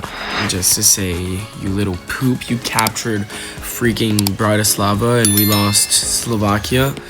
You guys are gonna lose Austria. And so they do lose their capital of Vienna, but that's all the blue team can do. As the green team start making their push, actually turning on the beef with Italy, because Italy was like, yeah, we'll invade Spain, but then that's it, we're still friends and stuff. But well, let's just watch the Sudetenlands getting destroyed right now. Okay, but then the lime team starts scaring off the pink team, like actually giving it chills. Anyways, the pink team, basically Italy, have another field day in Yugoslavia, and this time they go for Zagreb and they actually capture it. Don't worry, there's another capital, Belgrade. Oops, people are getting oppressed by Belgrade. Oh my god. Yugoslavism still being popular. Kosovo, Albania, and North Macedonia declare their independence from Serbia. You can't say the same about the parts that are getting invaded because they're showing a unity. So it's only the south that are not affected by this. And Bulgaria left Yugoslavia because they weren't feeling enough recognition and their capital wasn't one of the three capitals, and with an issue because they wanted like all of North Macedonia and they just got kicked out. This is looking like Tito.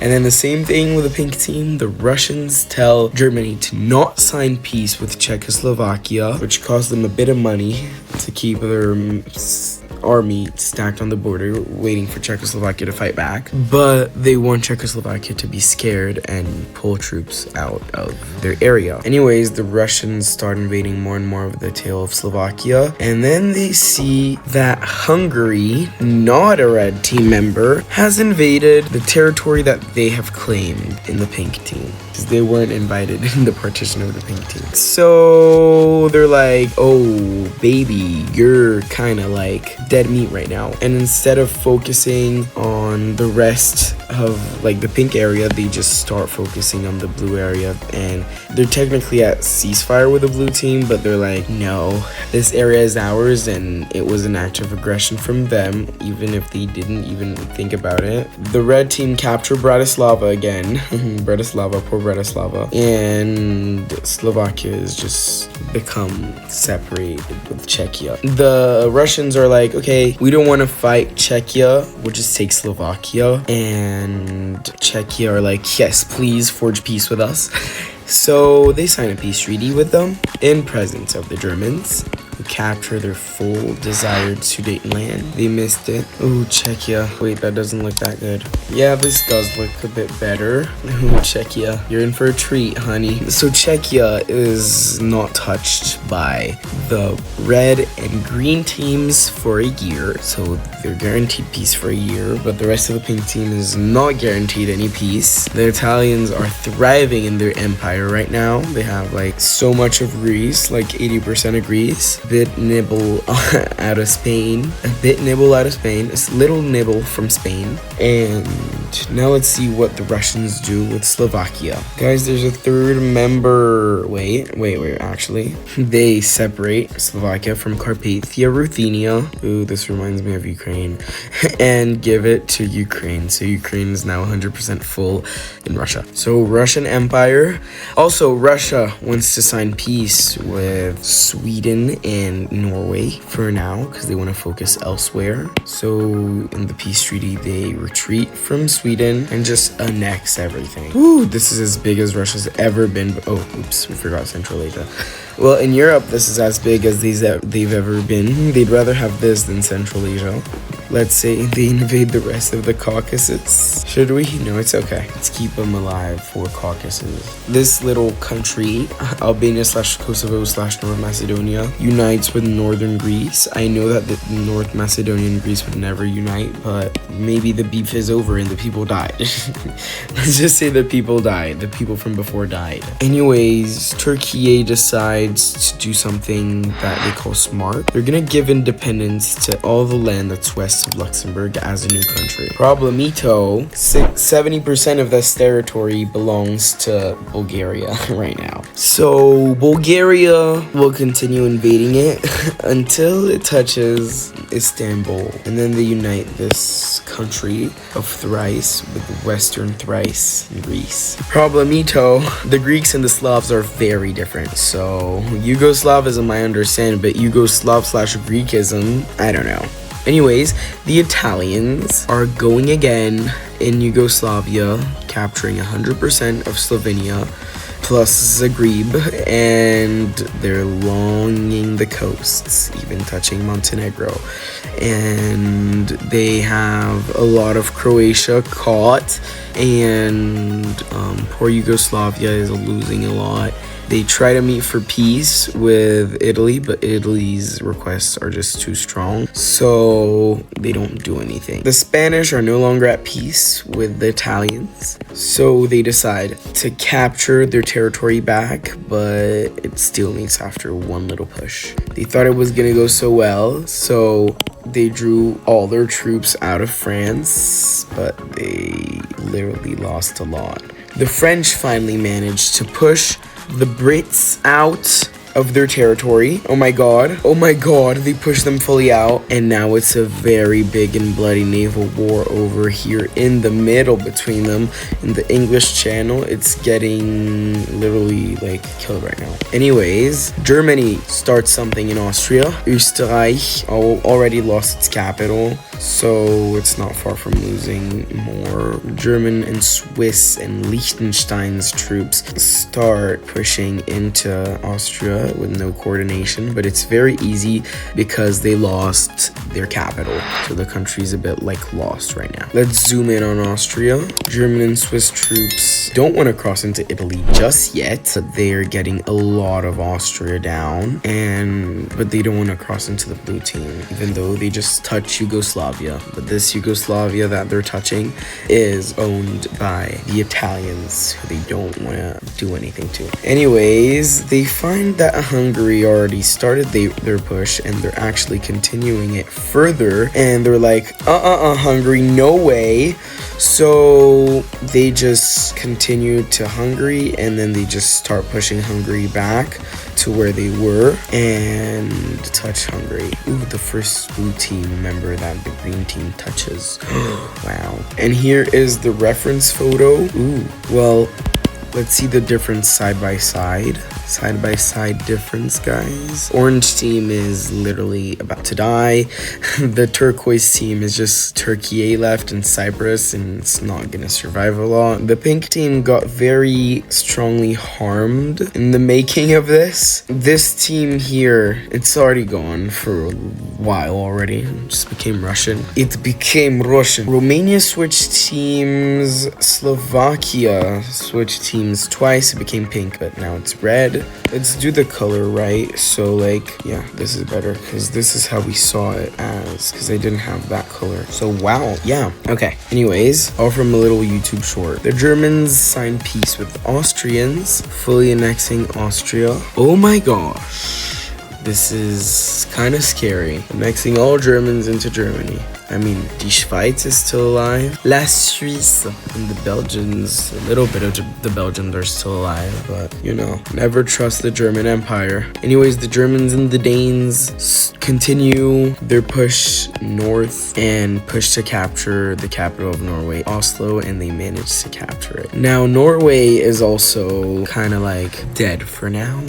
Yeah, Sweden are losing ground very easily as they don't have a capital for a while now, and it's kind of sad. And Norway is getting the same treatment as the whole south is captured in a really quick time. They are pretty strong, but they're not that strong against the Germans and Danes, mostly the Germans. The German tactics, they were never lost, except for the genocidal ones. They were lost. Okay, hopefully, or I'd be dead. Anyways, let's look at our Italians. Once they start getting too close to Serbia, Serbia decides to declare theirs and Montenegro's independence from Yugoslavia. Why is it like this? Oh my god, I hate it. Alright, it's gonna look like this for a second, but oops, Serbia and Montenegro is still one, and their independence from Yugoslavia, and the rest of Yugoslavia is capitalless and like kind of dying, and nothing can be done about it. The Italians stop like at this point, and the rest of Yugoslavia just surrenders to Italy. This southern Yugoslavia doesn't, but the northern one does. And in the peace treaty, they fully annex Slovenia, first things first, as well as all land west of this red line from Croatia. But they live Zagreb alone. They don't want to do too much, annexing all this beautiful coast for their Neo-Roman Empire, and give independence to this new pink state called Yugoslavia. Anyways, Czechia is literally lost. It's literally like dead. The Russians forget about the treaty they had with the Germans, who also forget about the treaty because like it wasn't safe, and so they decide to split it equally along a parallel, and both countries power on their war machines. Slovak, Russian, and Polish troops start going towards this area of Czechia, and they capture it. And German troops do the same, capturing Prague and sweeping through the rest. Two new countries are born: East Czechia, Bohemia, and Czechia. Okay, one in the red team, one in the green team. This one gets immediately sucked into Poland because they lost land here. Why not capture some land over here? You know what I mean? Anyways, the Italians do their best and manage to push the Spanish out of their territory, and they start their little push into Spain, focusing on the coast, which works. And this leaves the Pyrenees like mostly open for the French to start their own invasion of Spain. And so a huge push into Spain happens, and Spain are like losing a lot of morale and support, and Portuguese and Irish and Icelandic troops start going in. Oh, I forgot about the peace treaty with Iceland. Iceland becomes yellow, and so Icelandic, Irish, and Portuguese troops are there to help the Spanish. So it still makes like that. Let's take a look at the water just to update it a little bit. Here are the orange and yellow ones. Here are the purple ones. Here are the green ones. Here are the red ones. Here are the blue ones. And here are the cyan ones. Okay, Well, a lot of changes happened since last time I did this. I just noticed that this isn't perfect, so let's just make it perfect. Oh, perfect. My eyes are loving it. Very satisfying.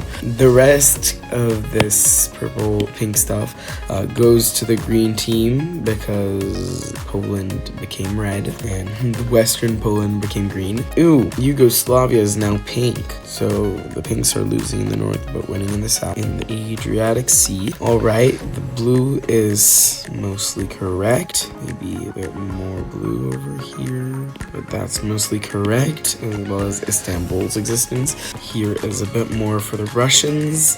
The cyan one is like literally dead, dying. Ooh, the Spanish lost a lot of ground and their coast even gets mutilated. But Italy is like the most passive of the pinks, and it's literally only Italy left actually. So people are at peace with Italy, except for the yellow ones.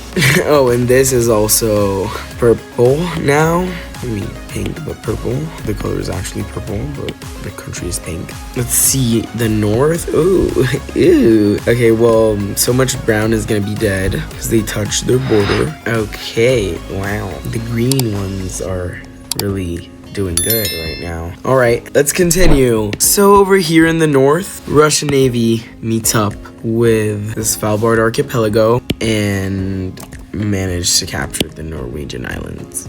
All right, perfect. Let's go back to before this even existed. There's a lot of changes that we made. I hope it... Okay, good. The Russians straight out of next Svalbard. There's nothing the Norwegians can do about this. And then they start walking into Norway and Sweden because the peace, like the ceasefire, is over. So they just start invading it again. And the Germans and like somewhat French too managed to capture like literally all that they could, and they're like, we need more. We're scared of Russian hegemony over Europe and we want to win this war. We're kind of against Russia. So then they just tell Russia that the deal is over, just like Germans would do. Sorry. And they continue to project their full military where like they're not invading Russia, but they're invading where Russia could be legally. So they're even touching Russia in some areas. Russia is like, what the hell? So they also do something too. And at the end, the green team manages to grab the rest. And Sweden and Norway are now captured. And the orange team is now dead. Let's do a peace treaty. And Russia straight out annexes the rest. Oh my god, damn. I think this is large. The areas that they got is larger than Kazakhstan and like maybe the rest of Central Asia. Let's not exaggerate though. The Lime team, trying their best to win this war, are like, okay. We need to do something to stop Russian expansion. I forgot to do the peace treaty. This is what it looks like. There's a Sweden, there's a Norway, but it's green now. So they're like, okay, we need to stop Russia from doing what they'll do. We need to ally up with the blue team, who are right next to them too, and the cyan team, and try to help them and get them to win this little battle against Russia. Let's remove the beef between the blue, the cyan, and the green. Like, we need to all be peaceful and work together to stop Russia. So they're all like defensive with each other. They are at war, but they're still defensive with each other. If anybody declares war on a blue team country, the cyan and green team will go save them. If anybody declares war on Turkey or Cyprus, the green and blue team will go and save them. And if anybody declares war on the green team, not declares war, just attacks the green team, the blue and cyan team will go and save. So lime, blue, and cyan together forever. We're Linda and Heather. Sorry, what? Anyways, for that, in order to do that, they're all going to invade the pink team together. So it's just Italy left, and they are ready to fight. Troops from Switzerland and France start invading Italy, like the region that they were gonna get, like the Alps region. Like, they cross the Alps, but the Swiss are good at this. When I ski in Switzerland, I can see the I mean, I live in Switzerland, but when I ski here, I see the military working around in the slopes because the military is very serious in Switzerland. So even anything, if any threat is marked on the slopes, something will happen. Anyways, South Tyrol also gets invaded by the Austrian Germans, and the blue team has ambitions to like get all of Yugoslavia back to themselves because Serbia obviously want them, and like push more into Italy. So like maybe do this. The German and French working together. This is the 21st century. Anyways, Serbian, Montenegrin, Hungarian, Romanian, and Southern Yugoslav troops start invading back into this pink Yugoslavia and Italian Croatia. Also invading Slovenia, Italian Slovenia, making a huge encirclement and capturing a lot of troops, essential troops, and they easily pushed them back to that area in like 6 months. And the French like pause action in Spain to go and focus on Italy. Switzerland do not aim to expand as their 26 cantons are okay for now. They don't want any expansion going on in them. And over here in Southern Europe, Turkish troops start landing in the Italian islands that they captured, even in Crete, and they're doing pretty well with all they've stacked up. They even land on the Peloponnese Peninsula, but they can't do anything more. They're doing pretty bad. And they also like try to push the Russians a bit back over here. I mean, the Russians already are at straight open fire with the Turkish, so we can't say that like they have to go and save them, if you know what I mean. Anyways, and so the partitioning of Russia starts. The Germans and the rest of the green team, they want Finland for themselves, as well as the rest of Karelia and the Kola Peninsula and like all of this. So they want to restore a Sweden and like the full Sweden, the full Norway, and like a Karelia and Kola Peninsula. That would be lying. So this is what they want to restore, plus a Norwegian Svalbard, not a Russian one. They also want to give Romania Moldova, as well as restoring Ukrainian independence. This is all like for the blue team, but they don't want to give the blue team everything because they kind of want to win. They would also like to get a green Baltic state. So this is all they want for themselves. They also want a green Poland. They want to restore a blue Slovakia, as well as a green Belarus and a free Russia. Turkey also wants something once they beat Russia. Georgia, like the dead Georgia, not the real Georgia, not the live Georgia. Anyways, these are all the ambitions, which are still very much red. So, yeah, let's see what's gonna happen. The green team sends over some money to the blue team and cyan team to help finish off Greece. So troops from South Yugoslavia start heading into Greece and capturing all places except for Athens, and they split it fairly with the rest of the Peloponnese Peninsula going to the Turks. Yeah, and this island too goes to the Turks. And then they decide to sign a little peace with Italy to check in back with order. Is that how you guys see it? Check in back with order? No, I did it wrong. So Italy gets a bit crippled. They get a very bad buzz cut, plus they cut their nose off.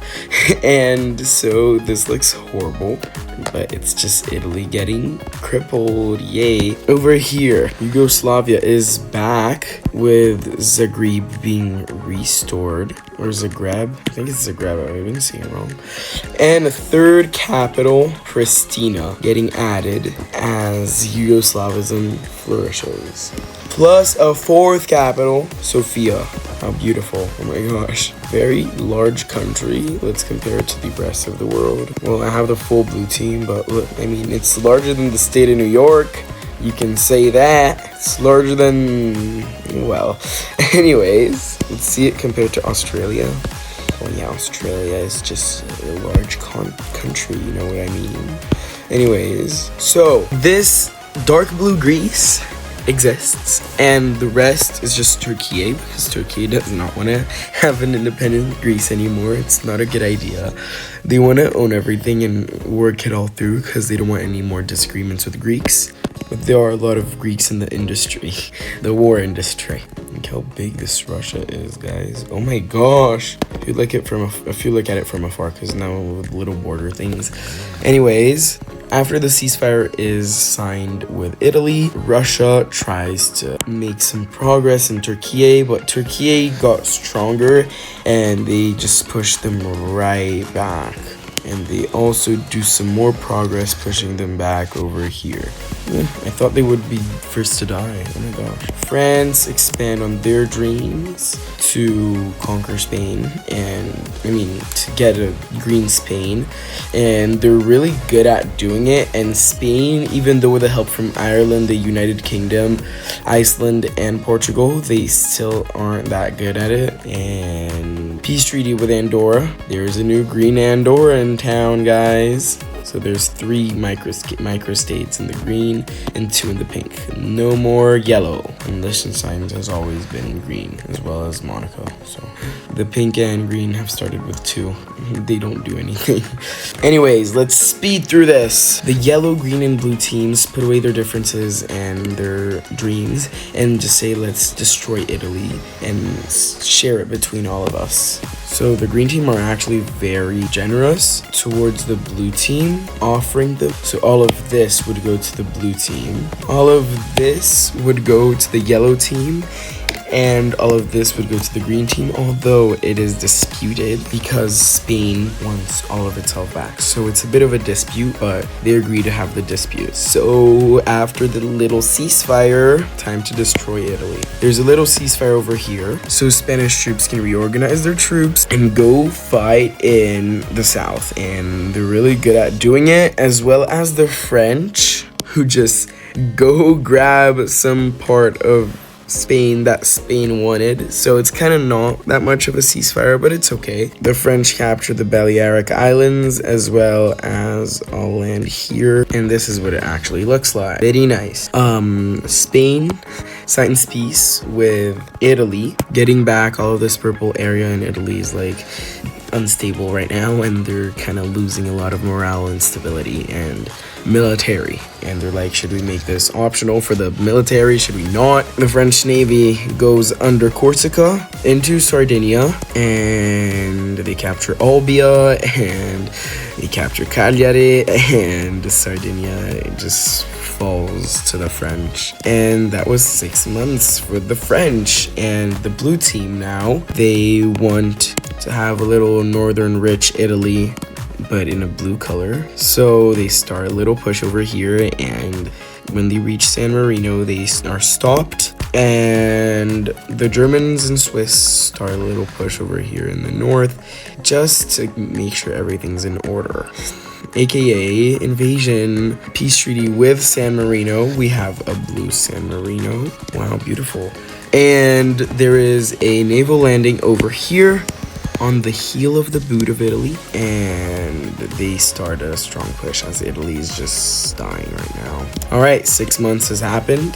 The ceasefire over here is over. Spain are here to grab the territory back. They're doing pretty good, but then it's stalemates at this point. Let's go back to the lime team.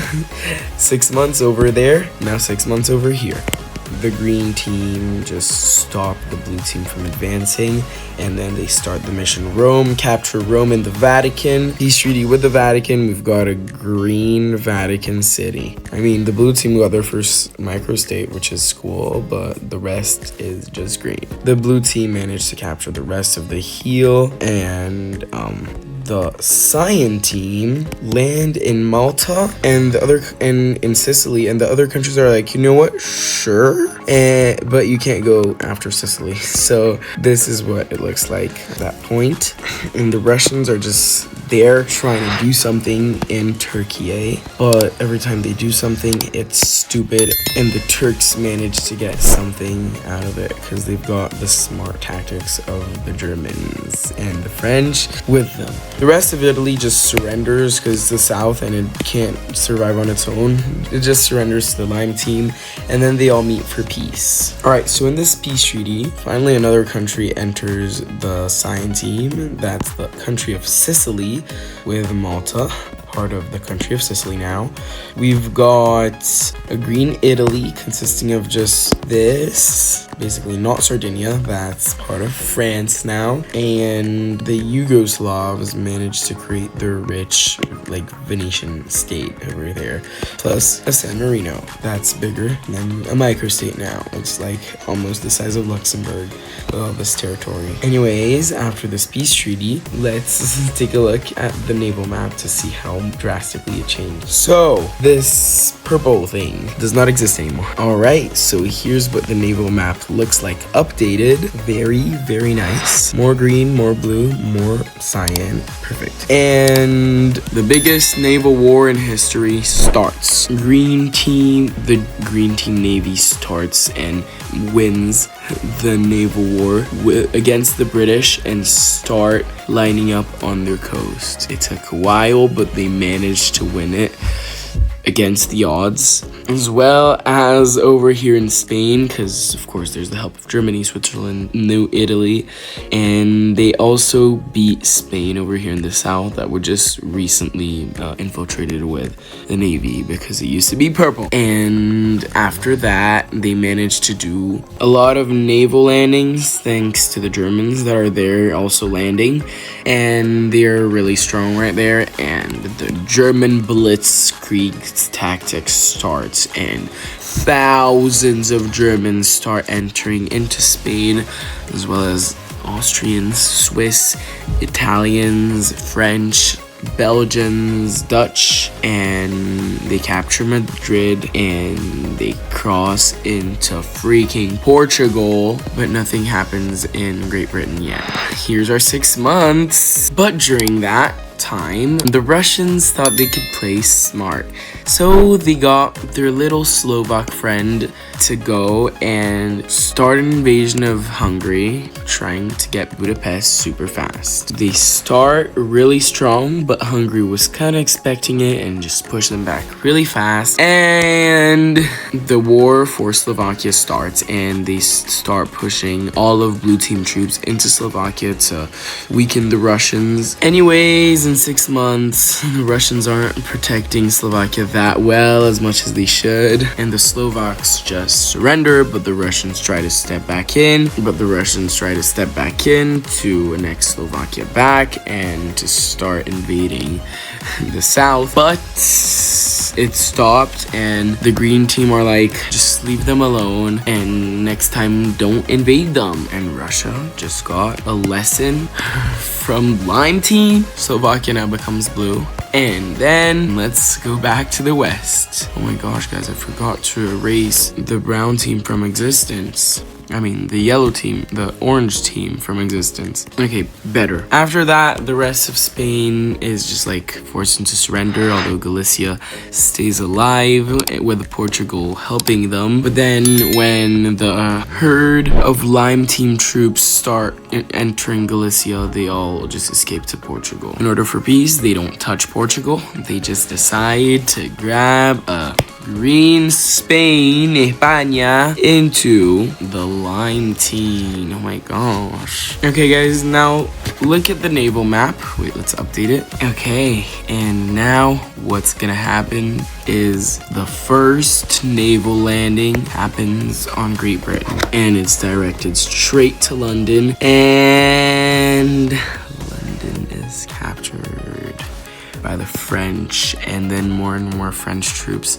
just flood into England. French, German, Austrian, Norwegian, Swedish, Danish, Dutch, Belgian, Luxembourgish, Spanish, Italian, and Czech troops, they are all here speaking the country's language because they don't understand each other. It makes it look like the countries just backstab each other. So morale is getting lost in the United Kingdom, and they decide to surrender to see what can happen. I mean, not to surrender like this, but like to go meet for peace with the French. Switching sides is not allowed, though. And this is what the French and German and green team proposes to England. The United Kingdom stays intact with Cornwall, Wales, Scotland, Northern Ireland, but England becomes an independent green country. which is plus Iceland too, which is immediately rejected, and British troops start pushing back, but they can't do it that well, and they can't get close to London yet. And Norwegian troops are sent to go fight in Iceland to capture it and liquidated a little virus around the Iceland itself, and then the virus becomes like this. Yeah, it's very easily to invade Iceland, and Iceland just got invaded easily. So there you go. Let's see what can happen in one more year of fighting. Even though the British are resisting fiercely, it's very complicated because there's like 3 very strong powers of Europe. 4, France, Spain, Germany, and Italy, like a bit of Italy, against the United Kingdom. And France and Germany are literally intact. Nothing happened to them. And Cornwall gets separated. It gets slowly invaded. And they're doing the same with Wales, who like try to get away from this by rebelling. Doesn't work though, because for them, Wales is still United Kingdom. And yeah, the rest of England gets very strongly destroyed by the Germans and French and Spanish and Italian and the rest of the Lime team. And this is what they do in 1 year. Let's fix the naval map. After that, their navies are sent to fight in Ireland, in Ireland, and to wrap around the British Isles. So it just wraps around Ireland and starts wrapping around Scotland when troops just land in the easternmost bit and captures Dublin in like 2 weeks or something after a siege. They also go after Belfast in Northern Ireland, which is quickly captured too, and Ireland gets split in multiple pieces, and they can't survive on their own, and they can't reach the rest of the world, and they capitulate. And also the Isle of Man too. The rest of the Royal Navy just gets totally smashed by the German, French, Italian, Spanish, and Belgian, Danish, Dutch, Norwegian, and Swedish navies. Luxembourg, Switzerland, and Czechia are landlocked. Unfortunately, they don't have their navy. I mean, Switzerland, I think, has a navy on Lake Geneva and other lakes, like Lake Constance and stuff. Worth checking. Scotland surrenders, and they say they want their independence, and they don't want to be the same as the other entities. So let's go look at a peace treaty with the yellow team that just died. So in this peace treaty, we have a green Iceland that's gonna start getting a military to fight the Russians. We have a green England, a green Ireland, and a green Scotland. And Ireland got united under one. And after 0 distractions, all of these countries are gonna go after the great nation of Mother Russia. Guys, look at the Russia that they have to invade. It does look better now because this is the actual map. Forget all the gray stuff. It's scary. It's really scary. They're gonna go after Russia. And so after like 1 year of preparing, they know they're at war and they don't know what to do. The Russians don't get a call back every time they send a message to any one of them. And the others also claim that they're not talking to any one of them because they're all at war. So after the Russians send a huge amount of their troops to go fight in Turkey, and they kind of like free up their borders. Huge amounts of blue and green team military just storming on what Russia has acquired, and Ukraine just gets like almost quite half liberated, going to Kyiv and destroying the Russian government of Kyiv, and at the end managing to capture full Ukraine and Moldova. The Germans and French and others achieved the exact same in Poland, and they start going into Belarus, capturing Minsk and destroying the Russian government of Minsk and capturing full Belarus. They finish off Kaliningrad and destroy the government of Vilnius, Riga, and go right up to destroy Tallinn too and make it all green. Russia did not expect that. Plus, lots of Swedish and Norwegian troops start going into Russia, and like capturing their old selves again, and then they start going inside of Finland and the Karelia plus Kola Republic. The Karelia into Karelia and the Kola Peninsula, which is just easily wiped out because it's easy. And Russia just wake up from a dream in the morning and they're like, what's happened in the empire? What? Okay. Ukraine, Belarus, Moldova, Estonia, Latvia, Lithuania, and Kaliningrad do not belong to us anymore. Oh, okay. Plus Svalbard, of course, becomes green, and Russia don't have time to push back. So what do? They try their best to sign peace with everybody and keep what they have, like Finland, because they don't really need the Kola Peninsula and stuff. They can put their nukes on Siberia or something, or here. So peace is what they do, because peace is what we want, peace is what we do. I want it, I get it. That's what Putin says. No hate to Putin, by the way, even though so many people hate them. I'm scared of him. Come for me, Putin, please. I'm not speaking bad of you. I hope you guys are okay with thick borders, because it takes too long to adjust it. Anyways, guys, after like a year of adjusting to this new continent that just happened, this time Russia say that they're gonna go after their old pal of Belarus. And they try to do something until they're very strongly stopped by the rest of the Lime team, and they stalemate at like this little panhandle of Belarus. And that's all Russia had prepared after like a big stalemate that they thought would happen like here. So they thought they'd have like at least half of Belarus, but they have a fifth. No, actually a 10th. And the backlash is loud. You have a lot of like British, French, German, Spanish, Italian, Portuguese, Polish, Baltic, Belarusian, Swiss and stuff. All their troops start going strong on Finland, and they're also like here on this border to protect. And at the end they capture like all of Finland, and they also go for Karelia, southern Karelia, and they also get that pretty quickly and easily. And if you know what I mean, if you know, you know. Something else Russia had prepared at the beginning was the reinvasion of Ukraine through Crimea, and they wanted to get like all of this plus Kyiv and then start with all of that and then continue. But their army is kind of like crying right now. They're kind of overused, and so what they can do is just this, and Ukraine can stop the rest. They are successful though in Turkey, but not that much actually. Troops from all over Europe start lining up and crossing the border into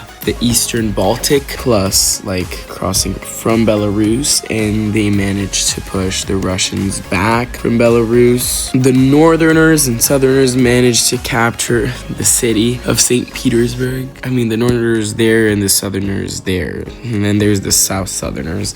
Anyways, they captured the city of St. Petersburg and like surround this lake, and look at what it looks like now. Ooh, Russia. And it's super hard to push them back over here, so instead they just want to push into Russia. Forget about the timeline. This can happen in 20 years if you guys want to. And troops from Ukraine just start heading out and they encircle the Russians over there. They organize a team effort to finally go and start spearheading towards Moscow with the blue team, but the blue team is a bit too late once the rest of Europe just captures Moscow. And Russia decides to meet for peace with everybody. And in this peace treaty, White Russia is in town. Ukraine get a cool haircut. Belarus get fat. The Baltics get fat. And there's a new Russian country with its capital at St. Petersburg over here, but ready to be choked. And there's Karelia and Kola Peninsula as a green team member who are going to unite with Finland. Wow, this looks so cool. Oh, and also Georgia is forced out of Russia, and Russia has to withdraw from Turkey. And after a year that they let the countries adapt to the new lifestyle of Europe, after a year, tensions start rising between the green team, the blue team, and the cyan team. Eventually, a huge war erupts between the cyan and blue team, with the cyan team saying that the blue team are backstabbers and that they stole their land and that it all belongs to the cyan team. And the green team are like kind of agreeing with this because Greece was like cyan plus Thrice, and like it was Greece and Turkey together, not separated between blue and light blue, like blue and turquoise. So they believe that they are the real owners of it, and they also have this little Georgia thing over here as their ally slash puppet. And so a war erupts between Turkey and Thrice, the country of Thrice, and Turkish troops just cross the border and finish off Thrice. They don't stand much of a chance against Turkey, and after they're fully capitulated, the Turks fully annexes all of Thrice. I mean, this used to be theirs, so understandable to annex it back. And then let's take a look at the naval map. Ooh, well, red color does not exist anymore. Let's switch this up, and literally the rest just becomes green. This can go blue. And okay, this is the normal, the updated naval map. I don't like it when there's these weird lines. I wish this Clip Studio Paint wasn't as annoying as it is. And then little naval war between the navies shows up. Some islands are captured by the cyan team, and they start making pushes to capture everything that was once Greek, and they cut the blue team away from their coastline, literally surrounding everything in their waters. For now it's just this, but they also want the north too, like everything that used to be Greek, so basically like this. And then they start an invasion of Greece and immediately capture Athens and start going up and pushing their full military up until the little border. They also capture this peninsula and that peninsula, and then they start going and crossing that little border until all of modern day Greece is captured. They sign peace with the country of Greece, like blue Greece, and it becomes part of Turkey. And then the Lime team like takes advantage of what's going on. They just kill off San Marino just like that, and then they start attacking this country over here in the west, capitulating it too. And then they go after Slovakia, and after Bratislava is captured for like the 20th time in this video, it surrenders, and then they declare peace with these three countries, and they unite Polish Czechoslovak Union. They don't want to go for this gigantic Yugoslavia, which is the strongest country in the blue team, and then there's Ukraine, but they can see Hungary over there, and they're hungry for Hungary, and since they're incredibly close to Budapest, they just go for it and capture it. And after like a couple more months of fighting this incredibly weak country that's still getting supplied by stronger allies, it surrenders to them. And in this peace treaty, Hungary becomes green. Oh my god. And now it's Ukraine, Romania, or Yugoslavia. They don't want Yugoslavia or Ukraine or Romania or Ukraine, so they're gonna go after Romania. And they're just destroying and decimating Romania. Maybe there were intervals between each war. You guys decide to make this be as realistic as possible, even though it's very not realistic. Unrealistic, sorry. English was not Englishing. And it was fighting more and more, and it starts to spearhead towards Bucharest. It doesn't cross into Yugoslavia yet, but once Romania is like cut into two and like almost done, it's surrendered. And in this peace treaty, we see a green Romania touching the freaking Black Sea. Oh, and I forgot from the beginning, Romania and Moldova were united after they captured it. So, like, they got it back from the Soviets. So, Yeah, okay, now it looks more serious. Is it Ukraine or Yugoslavia? They're both split from each other, and there's just the open water Black Sea. So they go after Ukraine, and they're really strong.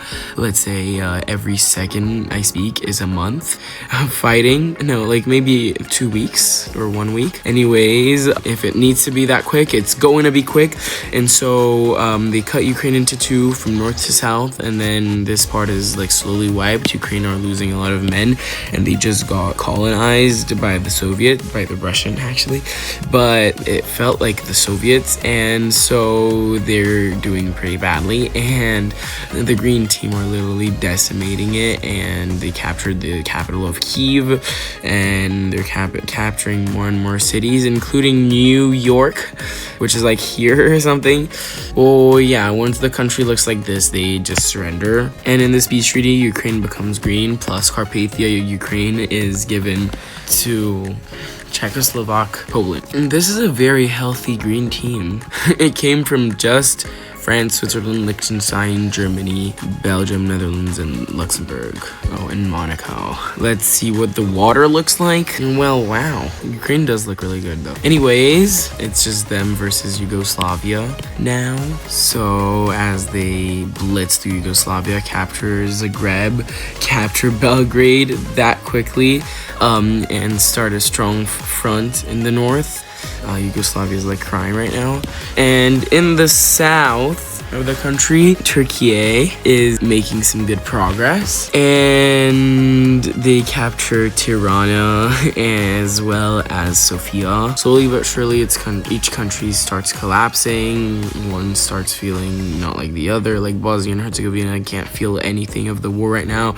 This part of Croatia either, so they just like stay out of it and like make the country lose more and more stability as more areas just get more and more vulnerable, and so it's a lot easier for them to sweep through and capture more territory, as well as the Turks over here, and they're doing a neo-Ottoman empire, and the rest just surrenders to the Lime team because they know it's gonna win, and then they sign a peace treaty. In this peace treaty, we see green North Yugoslavia and a cyan South Yugoslavia that just gets incorporated into the Ottoman Empire. Let's call it that. And Turkey are happy of fulfilling their dreams again. Erdogan is replaced by... No, I'm kidding. Anyways, let's get to the final war. I did not expect Turkey and Greece to be the last one standing. I thought it would be like the yellow team with the British Isles and Iberia and Iceland. But when you've invaded all of Eastern Europe except for Russia, then it's easy to capture it.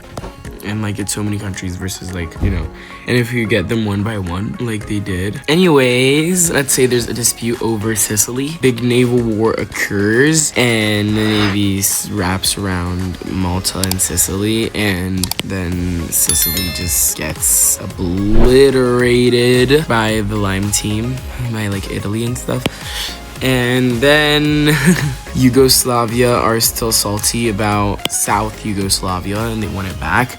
So after training for months and months and getting a whole ton of troops, they captured Tirana and Sofia in 2 weeks, and they capture all of Albania, all of North Macedonia, all of like Bulgaria and stuff, and then they start going deep into Greece, and then they go island hopping a little bit, and then they cross into Anatolia, capture Istanbul, and then they spearhead over to Ankara.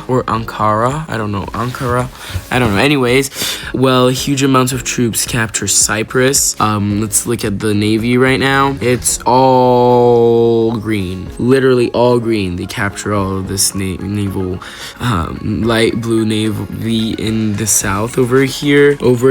They capture it all, and Cyprus is destroyed. I mean, it's made into a puppet.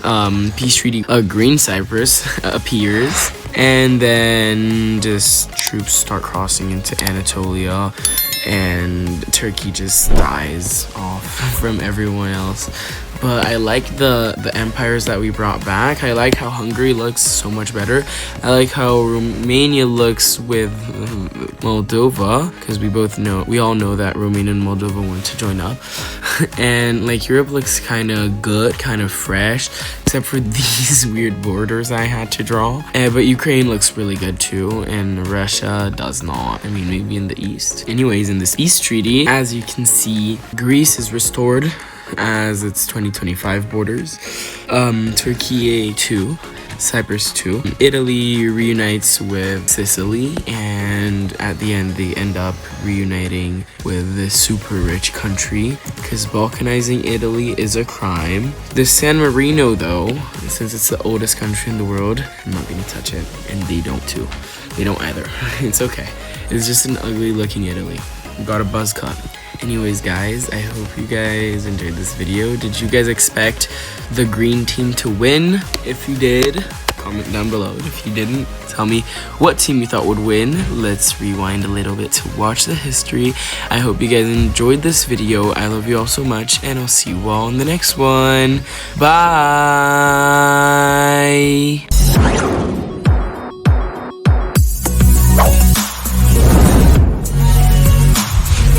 Norway's head of state.